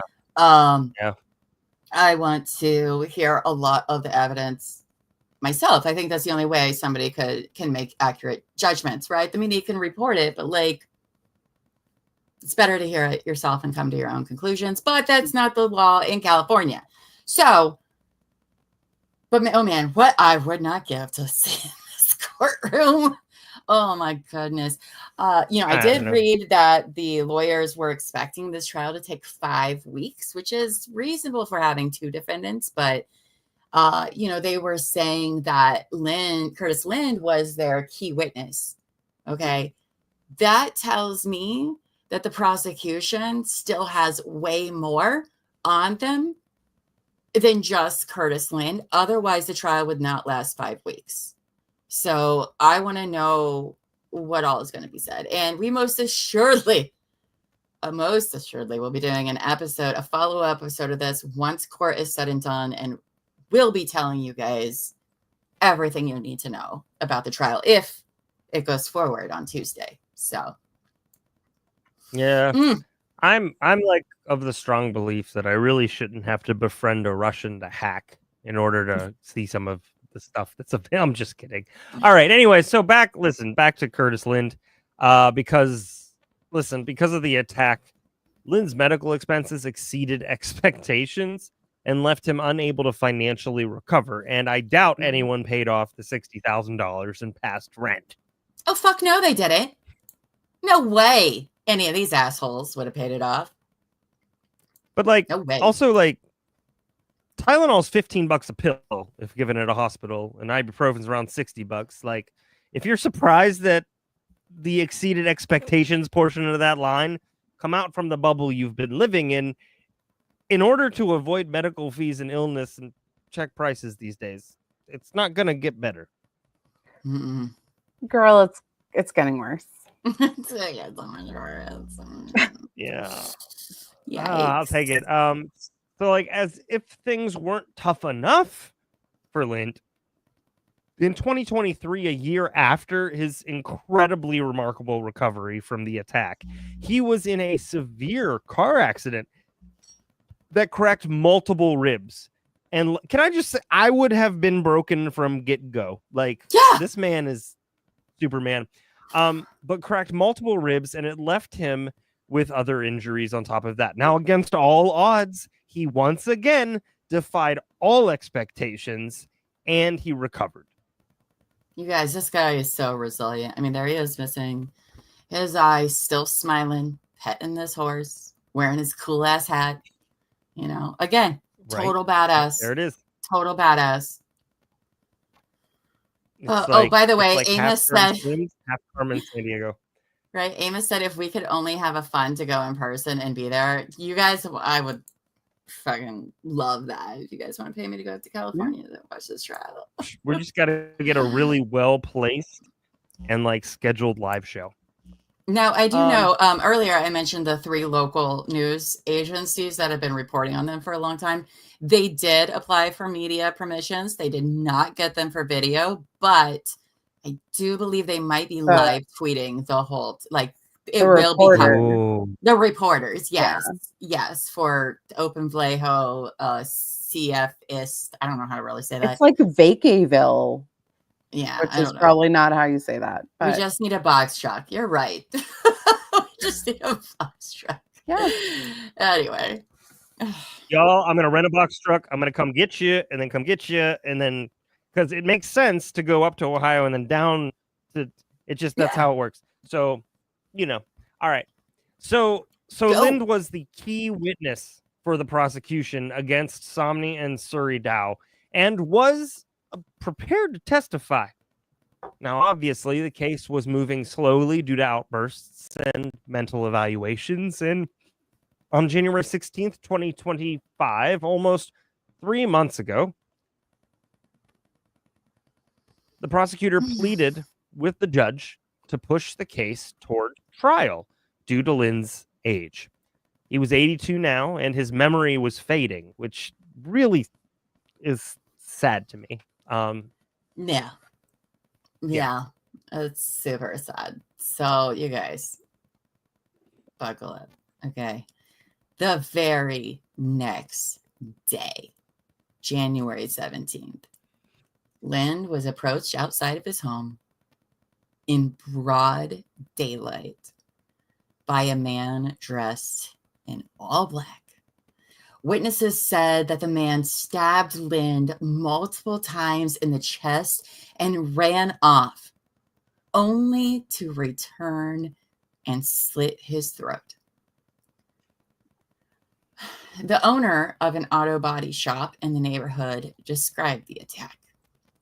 Quote, "The man, Mr. Curtis, got out of his car, and the attacker put his arm around him, and the attacker began stabbing him. Some of the guys came and tried to help, but the attacker came back and continued to stab him, and then he cut his throat. It was very ugly for all of us that work in this area. What happened to this man? Because he was a good neighbor." That is the crime scene photo, you guys. That is the crime scene, and obviously it's very sad that this happened. You can see his hat that we've been loving on this whole episode on the street there. And all those blood stains on because I think that's his car probably right there, that RAV or what, because it looks like blood outside of his door, unfortunately. Oh, God, I'm just so angry. Okay. So the man ended up escaping from the crime scene. And sadly, this time, Curtis Lynn succumbed to his injuries and died. Oh, this breaks my heart so much. All this violence that was done to this poor man. It's disgusting. It's so disgusting. And there is a rant that I was going to go into tonight based off some of the comments I've seen made during the research of this case, but I'm just going to save it for our future trial episode. If you all like my rants, then I will let you know that this is the biggest one I have, and I kind of give you a preview in my closing thoughts. So we'll say that for there. But man, what a freaking devastating. This is a man who, against his own better judgment, tried to help this group of people. And this is how he was repaid. And it's disgusting. But as far as his murder went, because the people we know are all accounted for other than the people who have disappeared. So 1 week later, on January 24th, 2025, Vallejo police officers arrested Maximilian Bentley Snyder in Redding, California for the murder of Curtis Lind. Boo. In the criminal complaint filed against Snyder, it said that the defendant intentionally killed for the purpose of preventing Lind's testimony in a criminal proceeding or the victim was a witness to a crime and the defendant intentionally killed him in retaliation for his testimony in a criminal proceeding and did so by means of lying in wait. Coward, loser, riffraff, street rat. I guess I can buy that. He's all of it. Every single thing. Fires me up. Look at that stupid fucking face. So in episode Allegedly. In episode 1, I mean, we have witnesses, but allegedly.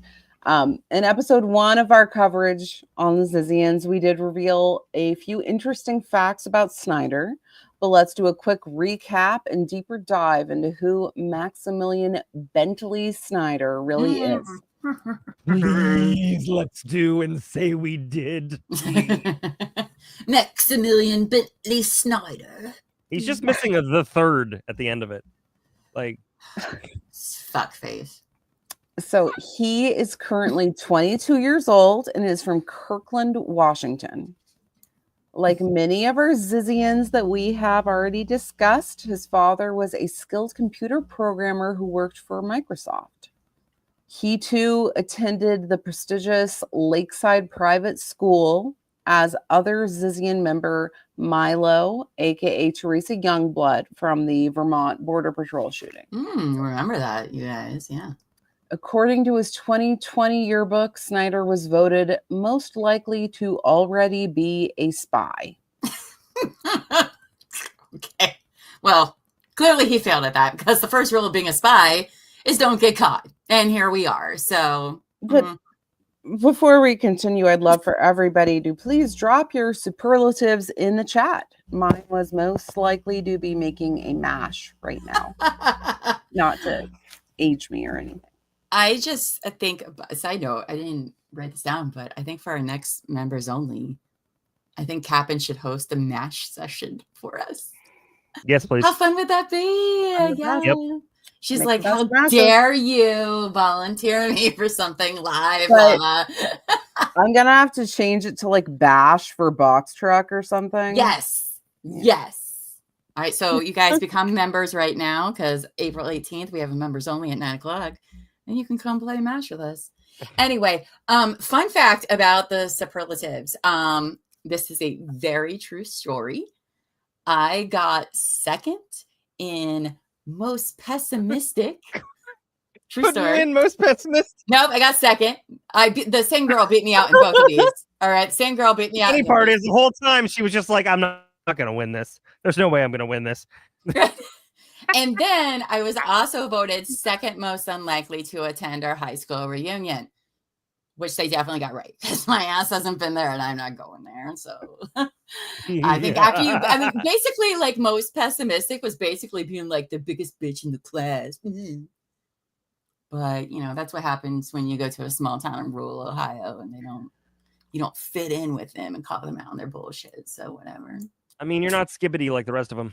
No, fine. Not quite. It's pretty scary. But you're not, reunions are not, you're not missing anything from my personal experience. I mean, I graduated, you guys, with like 120 people in my class. Like, we went to school from like elementary school to like high school together. Like, I don't care to really. That sounds boring. Oh, it was. Because by like third grade, everybody knew everything about, like, nothing about you could change as a person. So it was so much fun. The military brat in me is like, hell no. I think not. Where did everything go? I would just like to say I'm firing Amy right now. Amy. I'm just kidding. She's still hired, but we should. I'm gonna get you. I'm gonna get you, girl. I could pull you on stage right now. Just most likely to mess me up on the script. That's true. So to get back to it, Amy, his former classmates have described him as someone who didn't have a lot of friends and liked to be controversial in class. One person is quoted saying, "I tried to be his friend, but he had quite high standards of others around him. he had very strong beliefs about what was moral and what wasn't, what was good, who was good. Ooh, boy, sounds like some people we know, right? You know, back to the whole like most likely to be a spy thing. Like, of course he was given that, but it wasn't like it's not a superlative. It's like a warning label.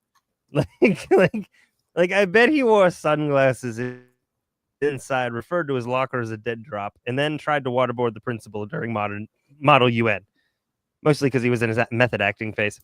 Of no relation, I was most school spirited, to nobody's surprise. According to BuzzFeed, though, and by that I mean ChatGPT, I'd get most likely to casually ruin someone with a well-timed roast and a wine glass in hand, because I guess from what they say, I've got receipts, the sass, and the delivery to leave the group chat shook for days. I'd probably use the hype man ChatGPT, which is not a thing, but it would be great if it was. Look, it's Who's me. your payoff? That's not Who's me. your payoff? Kidding. So you put that in there. Who did I pay off? I don't know. Probably the same person I paid off to put the photo in the notes. Probably, right? You paid her off. I'm just kidding. Can we talk about one? That first picture is a little creepy because that girl's face is like gone. Oh yeah. Oh no, yeah. I did. Okay. So did you do that? Okay. Full disclosure. Cool. No, I blurred faces because there are actual Appreciate children. That. There are children in these photos. I appreciate that. But okay. So not only did Maximilian Bentley Snyder have very strong beliefs about what was moral, he also had strong beliefs about what was choral, because here he is in the aforementioned pictures singing a piece he composed with his school choir and playing a wind god in the Seattle Youth Opera. And before that, he wrote and published a book at the age of 11. That's not really important to our plot development, but I found it interesting, and I bet JT does too, because I think we're both theater nerds. Yeah. Uh-huh. So yeah. I mean, honestly, this is where I was trying to give people the grace and see common ground, but we'll get there. We'll get there. What are you going to do? Yeah, I mean, he did slit an old man's throat. Allegedly. I think that is interesting because, like, I didn't accomplish shit at 11 years old. Except for, maybe writing a love letter to Zach Hansen, which he obviously didn't read, but, he's lost, really. So, the age gap is so real, because for me, it was John Cusack. We're not even that much older. Like, our age difference isn't even like that much, but it does go to show you that it does matter. I think that's pretty wild. I wrote a letter to Gene Simmons because I was a fan, but that's not the same thing. Well, I mean, I thought those were interesting facts that Cap'n found that I had not seen really anywhere else. For sure. Interesting. Don't appreciate the fact that he enjoys art is all one word. On the back of that, we probably should have 11. A proofreader. Well, listen, even 11-year-olds need proofreaders, okay? Not everybody wins a trophy, Max. So at this school they probably did. Yeah, good point. After graduating from Lakeside, Snyder attended the University of Oxford, because of course, to study computer science and philosophy. If you guys don't know, Oxford's a big freaking deal. Okay. Oxford's the oldest, big freaking deal. The oldest English-speaking school. Yep. It's what it is. It is enough of a big deal to just piss me off.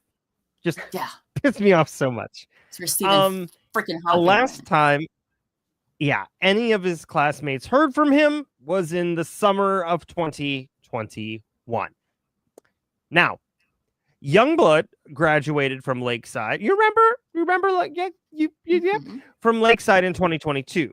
And shortly after, they told a friend that they had connected with Snyder after he reached out to them over Instagram.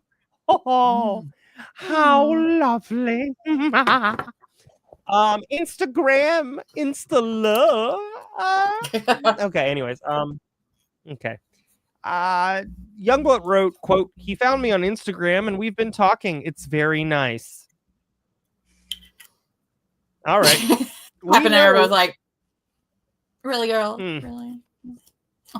I'm sure it was so very nice. nice. You know He what's seems so very charming. nice? Like a hot dog at a ball game. That's not how you describe things. All right, anyways. All right. We know that Gwen, reach out to us, please. We know that just in a few months before Lynn's murder, Gwen!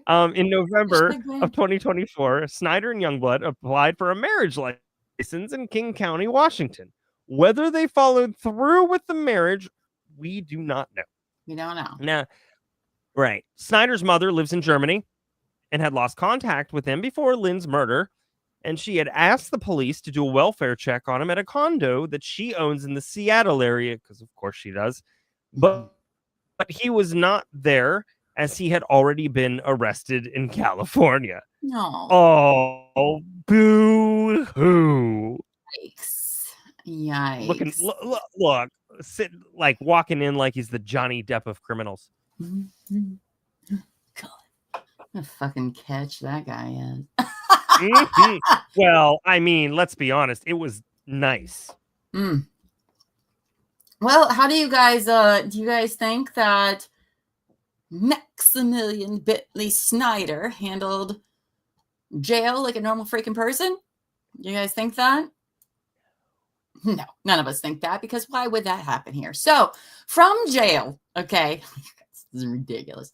Snyder agreed to an interview with the local news SFIST. I know it's San Francisco IST something. I don't know what it's supposed to mean, but I really think they should have rethought this name for their website, which is CFIST. That sounds like a publication Jodi Arias would have absolutely created. Yeah, but like just fisting that. Anyway. Oh no, I know what you're saying. No, do it one more time. I'm not going to do it. One I more did time it 2 for times. the audience. No, I don't. Okay. I don't think so. Terry's 3 going to times fire a me lady. tomorrow. She's going to be like, "You're fired." I love how Terry's the one who's gonna. I must be just like the loose screw. I mean, I'm the loose screw, but let's be honest. Let's be honest here. You're fine. I would laugh if you were like, "Tara, you're fired." I would laugh. I'd be like, "Ah, That's stop." because I'd laugh Jason. through it too. I think you're both very nice. Oh, thank you, Captain. Thank you. She doesn't want either one of us to get fired. Anyway, okay. So he agrees to an interview with this news agency, right? Where he proceeded to dictate a 1,500-word statement / open letter to our favorite firebending Dom and Harry Potter fanfic writer, Eliza Yudowski. You guys all remember him from the previous episode. He's the founder of all this bullshit, including Mary. Anyway, so unfortunately, though, we don't have time to read this bullshit to you all, but you should know that it is very ridiculous. Don't worry. Somebody, probably me, will record it for the members. Oh, so you guys become a member, please. I will. Yes. I will get my best wig on for you. Oh, I love that fire bending circle thing. Fire. Okay, so are you guys ready? I did take some pieces from this letter. So he did not want to talk about his alleged crimes. Good for him for probably listening to his lawyer, who was like, "Don't say shit." Okay. Or he didn't want to talk about his relationship to any of the Zizians. Okay. As a matter of fact, he starts his letter off with the following quote: "First, I am not one of Ziz's friends, and neither she nor her friends endorse me or my words so far as I know. I speak only for myself, as myself, for the sake of everyone.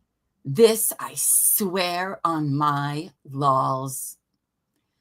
With that out of the way, Eliza, you need to have a crisis of faith about whether animals are people. It is critical to saving the world. This is what he used the opportunity for. Even the two rabbits behind the desk with headsets are like, well, Jim, that was a waste. Let's see what he got planned next. Yeah, that was a bold move, Cotton. It's just like, seriously. Why?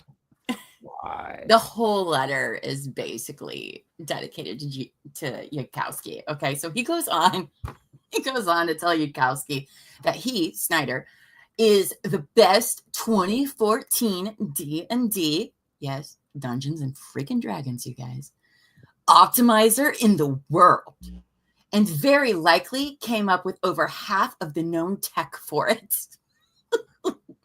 Mental tech? As a D&D player, I think not. Weird flex, bro.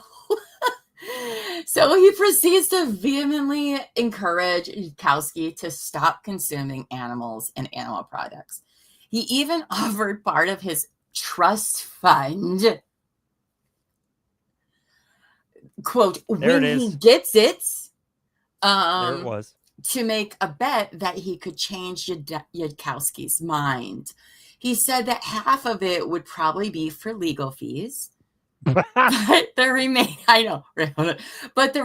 100K could go to Yudkowsky. Wait, whoa. Mm-hmm. Hold on. Half of it's gonna go to legal fees. The other half, so his trust is $200,000. Yes. I fucking hate these people. Oh, I hate these people so much. Who are they? Is this real? Yeah, it's real life.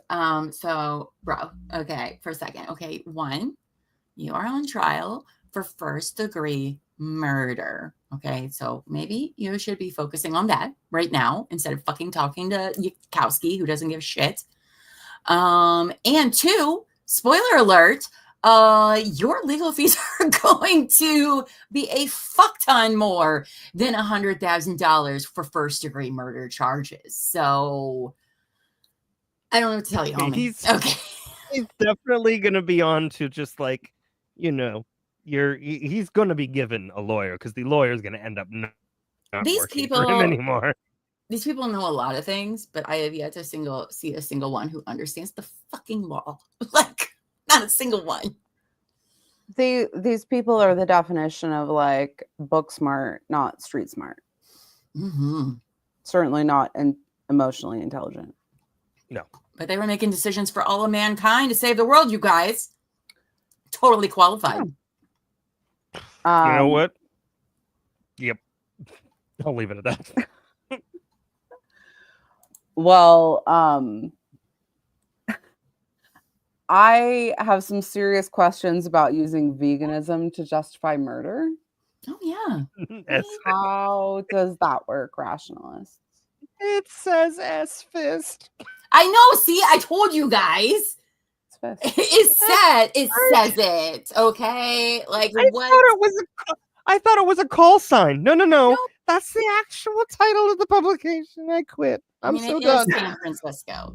You all can have the rest of this night. I'm done. I'm out. So I'll say I can't wait for more information to come about his case, specifically Snyder's, because 1, how did he end up in Vallejo? He was supposed to be in Seattle, Washington. That's quite a drive. Why did he go after Lind? Okay, 1, he has no earlier ties to the group in Vallejo that I could find, like pre-2025.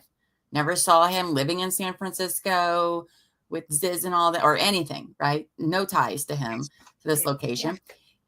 And he can say that he is not friends with Ziz and all of her compadres all he wants, but my spidey senses are telling me that she is probably behind this in some way, shape, or form. That's just my opinion, though. So we'll see. I mean, we know he applied for a marriage license with a young blood who is in with Ziz, so I kind of feel like she pulled him in. Could be. On behalf of Ziz, and honestly, from looking at Suri's blog, Suri reposted Somni for months before talking about Ziz. I think we've gotten to a domino effect of these members pulling in other people. It's not necessarily Ziz. I mean, if you think about it, that's a very good logical point. Like, let's say these are hypotheticals here, right? Ziz is in charge Youngblood is more of a follower than Snyder is, right? Ziz wants something done about Lynn, so her Bessie, Somni, and Surrey, for some reason, she thinks, oh, killing this guy will get him off on charges, which is not how that fucking works, Ziz, you fucking genius. It means nothing. But like, I can see it would be smart. You want somebody to dispose of this witness who isn't in that inner circle of people. So I could see your point there, that it could have been through Youngblood and so on. It's very peculiar. I need to know all the court details is all I'm saying. I need to know them all. Really hope that the reporter tells us everything we need to know. Me too. I need some new besties, I guess. We're going to be emailing those people all the time. I'm not. I'm going to make Amy do it. We just need to send them an email and get them on. That's all. She does all the things I don't like to do. Like, Amy, do this for me. Okay, great, thanks.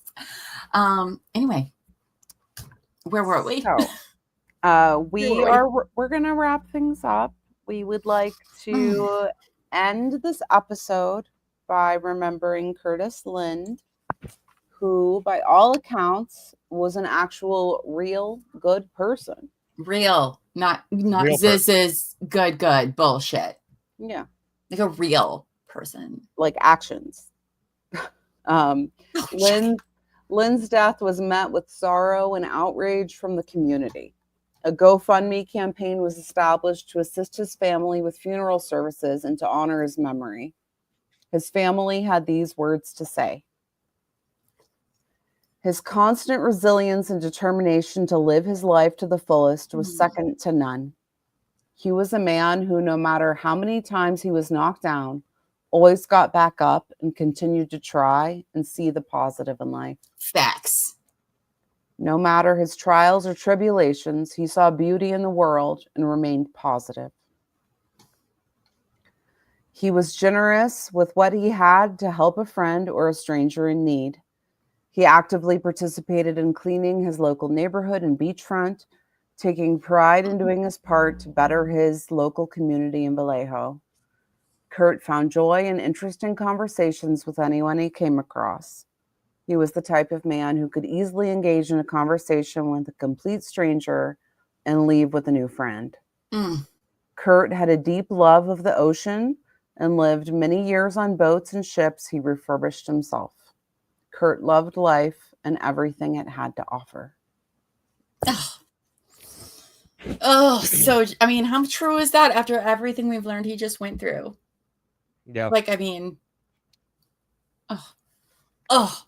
So Curtis Lind was also given an 8-bell salute by Captain JM, who knew Kurt from back when Kurt lived on Pier 28.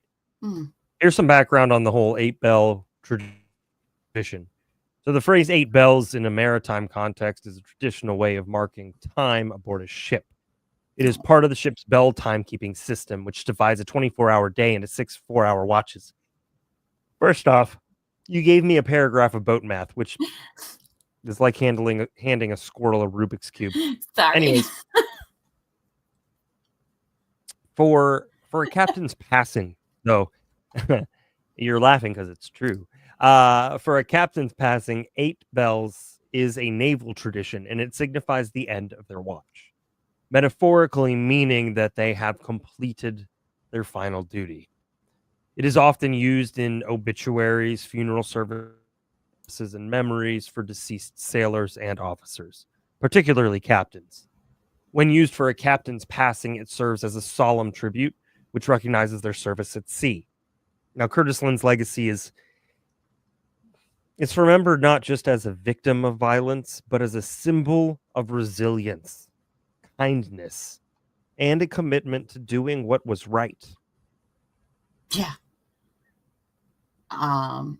I know. I found that on the GoFundMe that his family had put together for him to help bury him and take care of them. And as I was transferring it over into our notes, I cried a little bit because I was like, that's beautiful. I didn't know that was a thing, a tradition. And I thought that was really beautiful.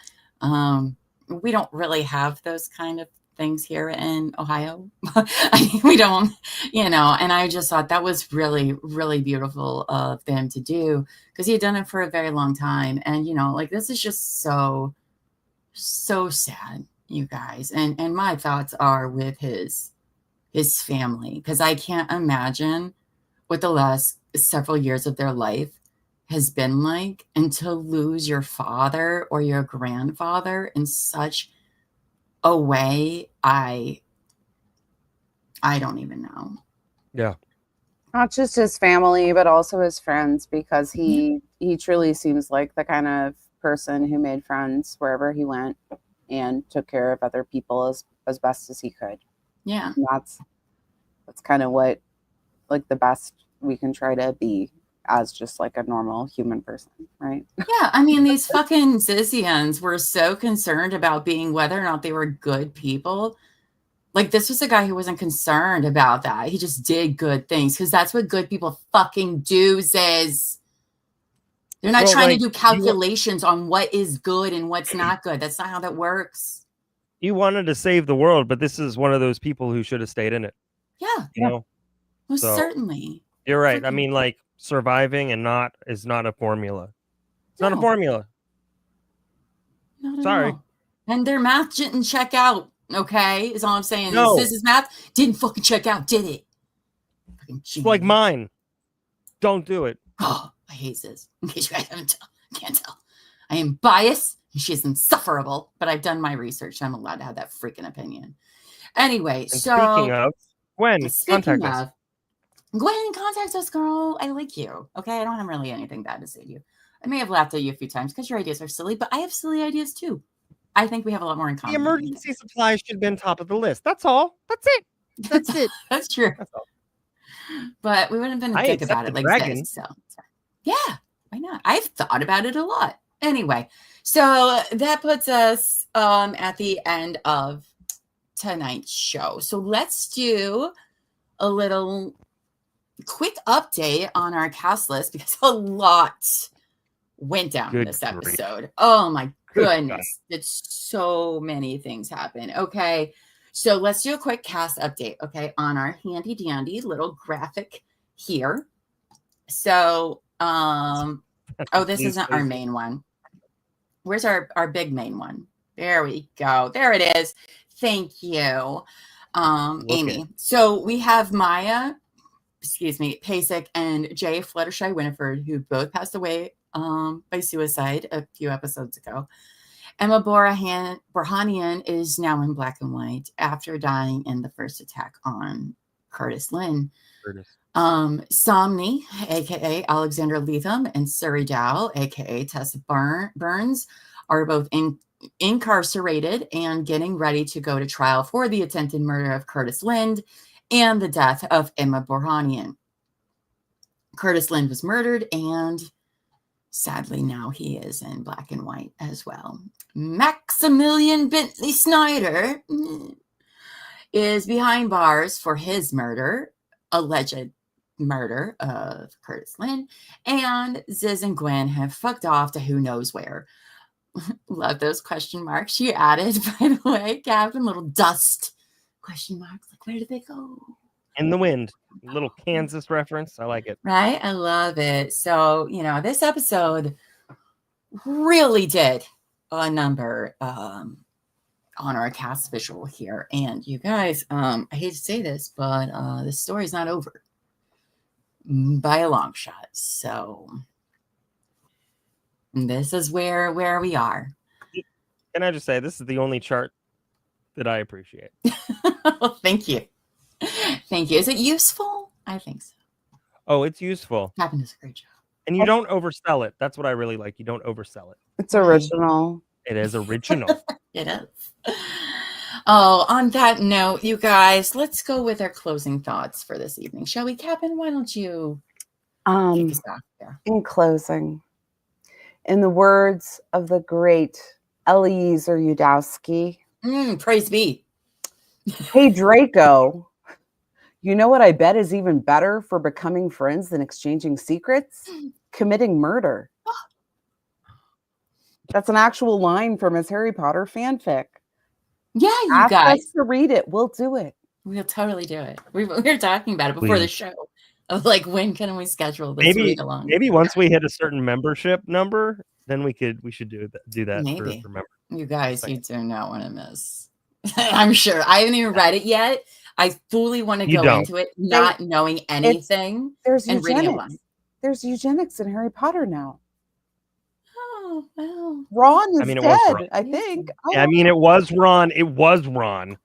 He doesn't like spiders. It's fucking gingers. You can't trust them. I'm just kidding, y'all. I have red hair, okay? You can't really tell on here. It looks dark brown, but I promise you, if I'm in the sunlight. Because she's hitting it because she doesn't like ginger.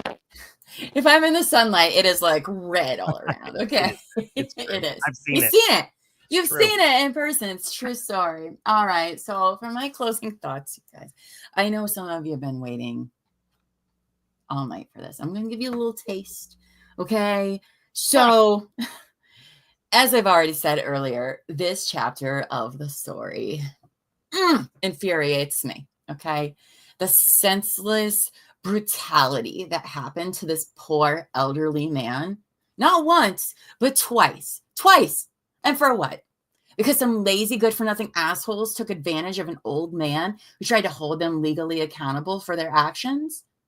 And I know the, quote, self-defense bullshit argument that is floating amongst the supporters of these people, which, by the way, is fucking gross, and shame on all of them for spreading the bullshit that they're spreading.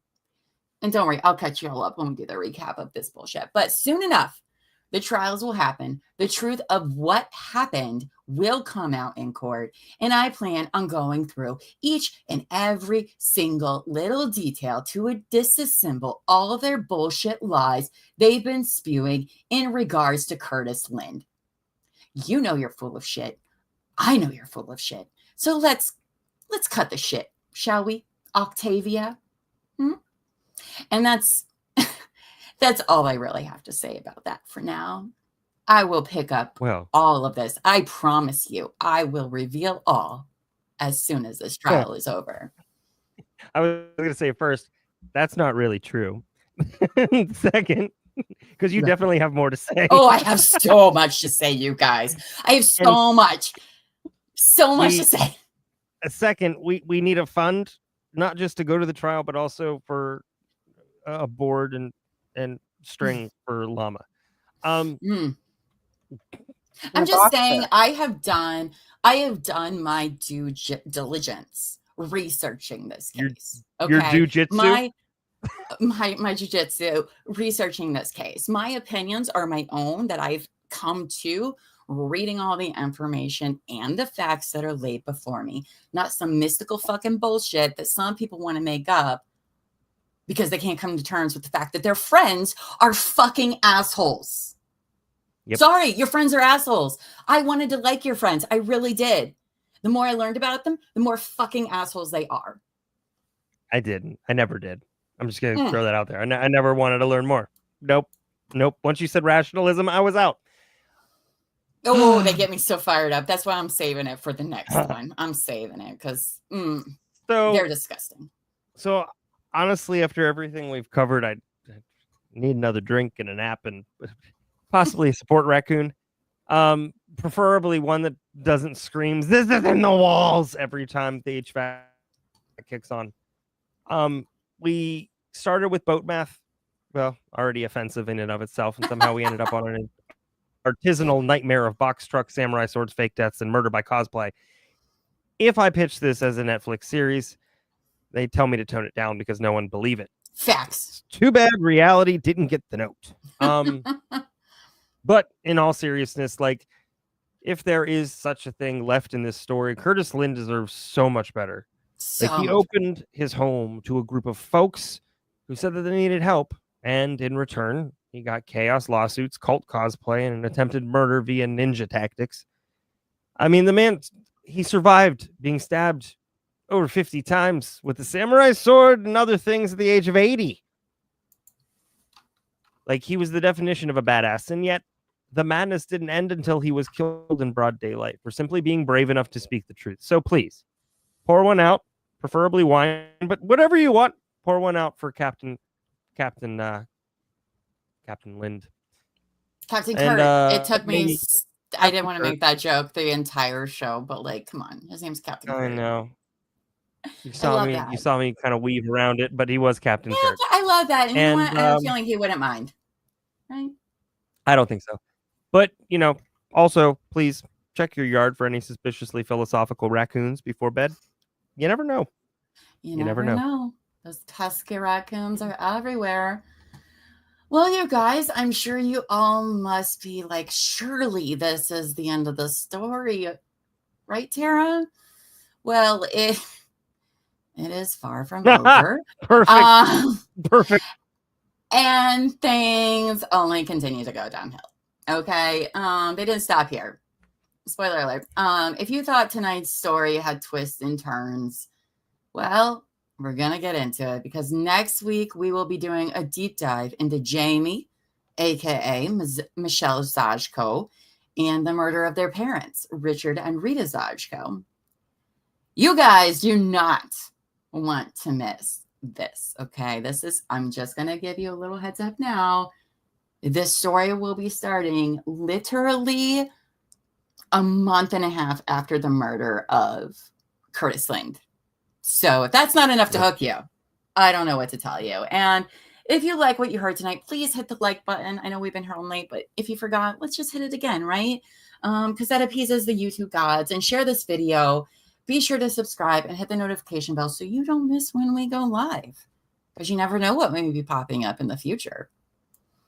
No. Like my rants. No. Pun intended. They're going to take away my access around here. Just kidding.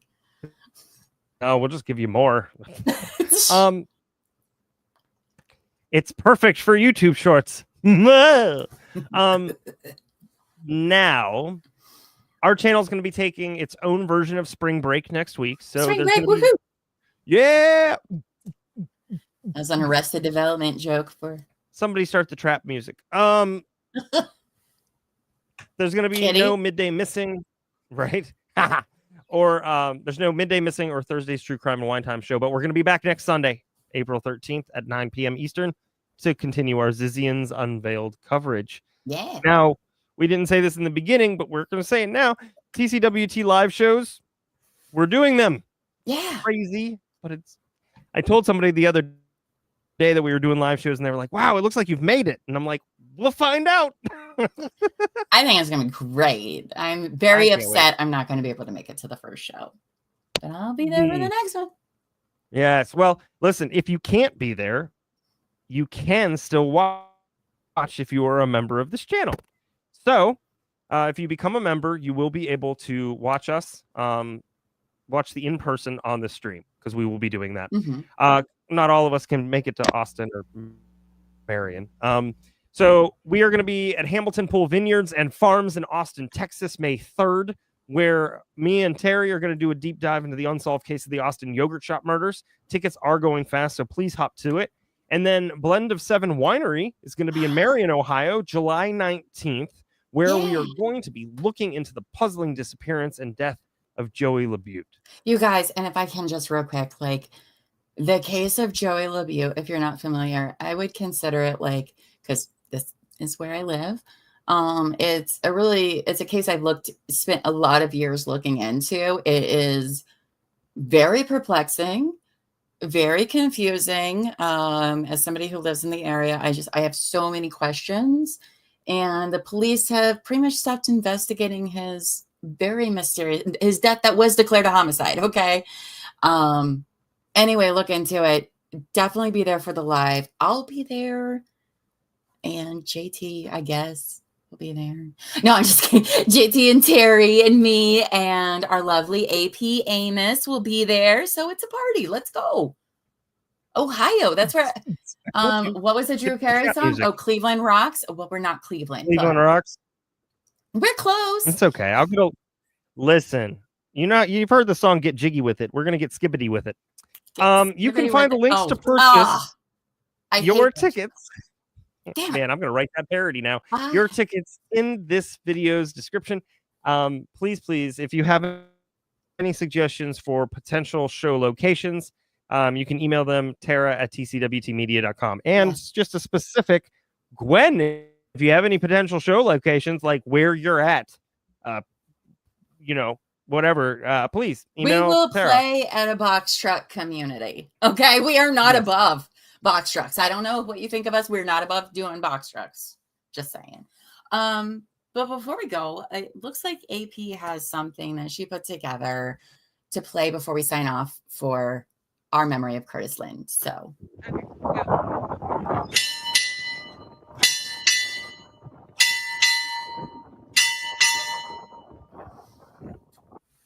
Oh, that's tough. I wasn't expecting that to be like so sad.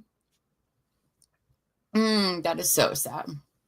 Well, tonight we remember you, Curtis Lind. And thank you for making the world a better place to some degree, even if some people didn't appreciate it. What can you do? Captain, do you want to sign us off for tonight? Terry, we love you. Come back soon next week, I'm sure. But to everyone else, thanks for watching. Keep fit, stay sharp, make good decisions. And to quote someone we all love, watch for bears. That's right. I love that so much. Oh, with that, I want to say thank you all for being here tonight and dealing with our crazy rants and escapades around here. I want to thank you all for being here tonight, and we really appreciate it. Until next time, go forth and be amazing. Finger hearts. Yeah. Now it's my turn. Thanks for tuning in, everybody. Please take care of yourselves, your friends, your family, and your community. Do not let anybody dull that sparkle and shine on. Shine on. I'm going with this. It's the Diamond Cutter. So from Diamond Dallas Page, I think that's about as good as it gets. So shine on, everybody. Shine on, you crazy diamonds. We will see you next Sunday. Thank Bye, you. everybody. Bye. Yes. Oh, shark fin. Like a shark fin. Deepest, bluest. My head is like a shark.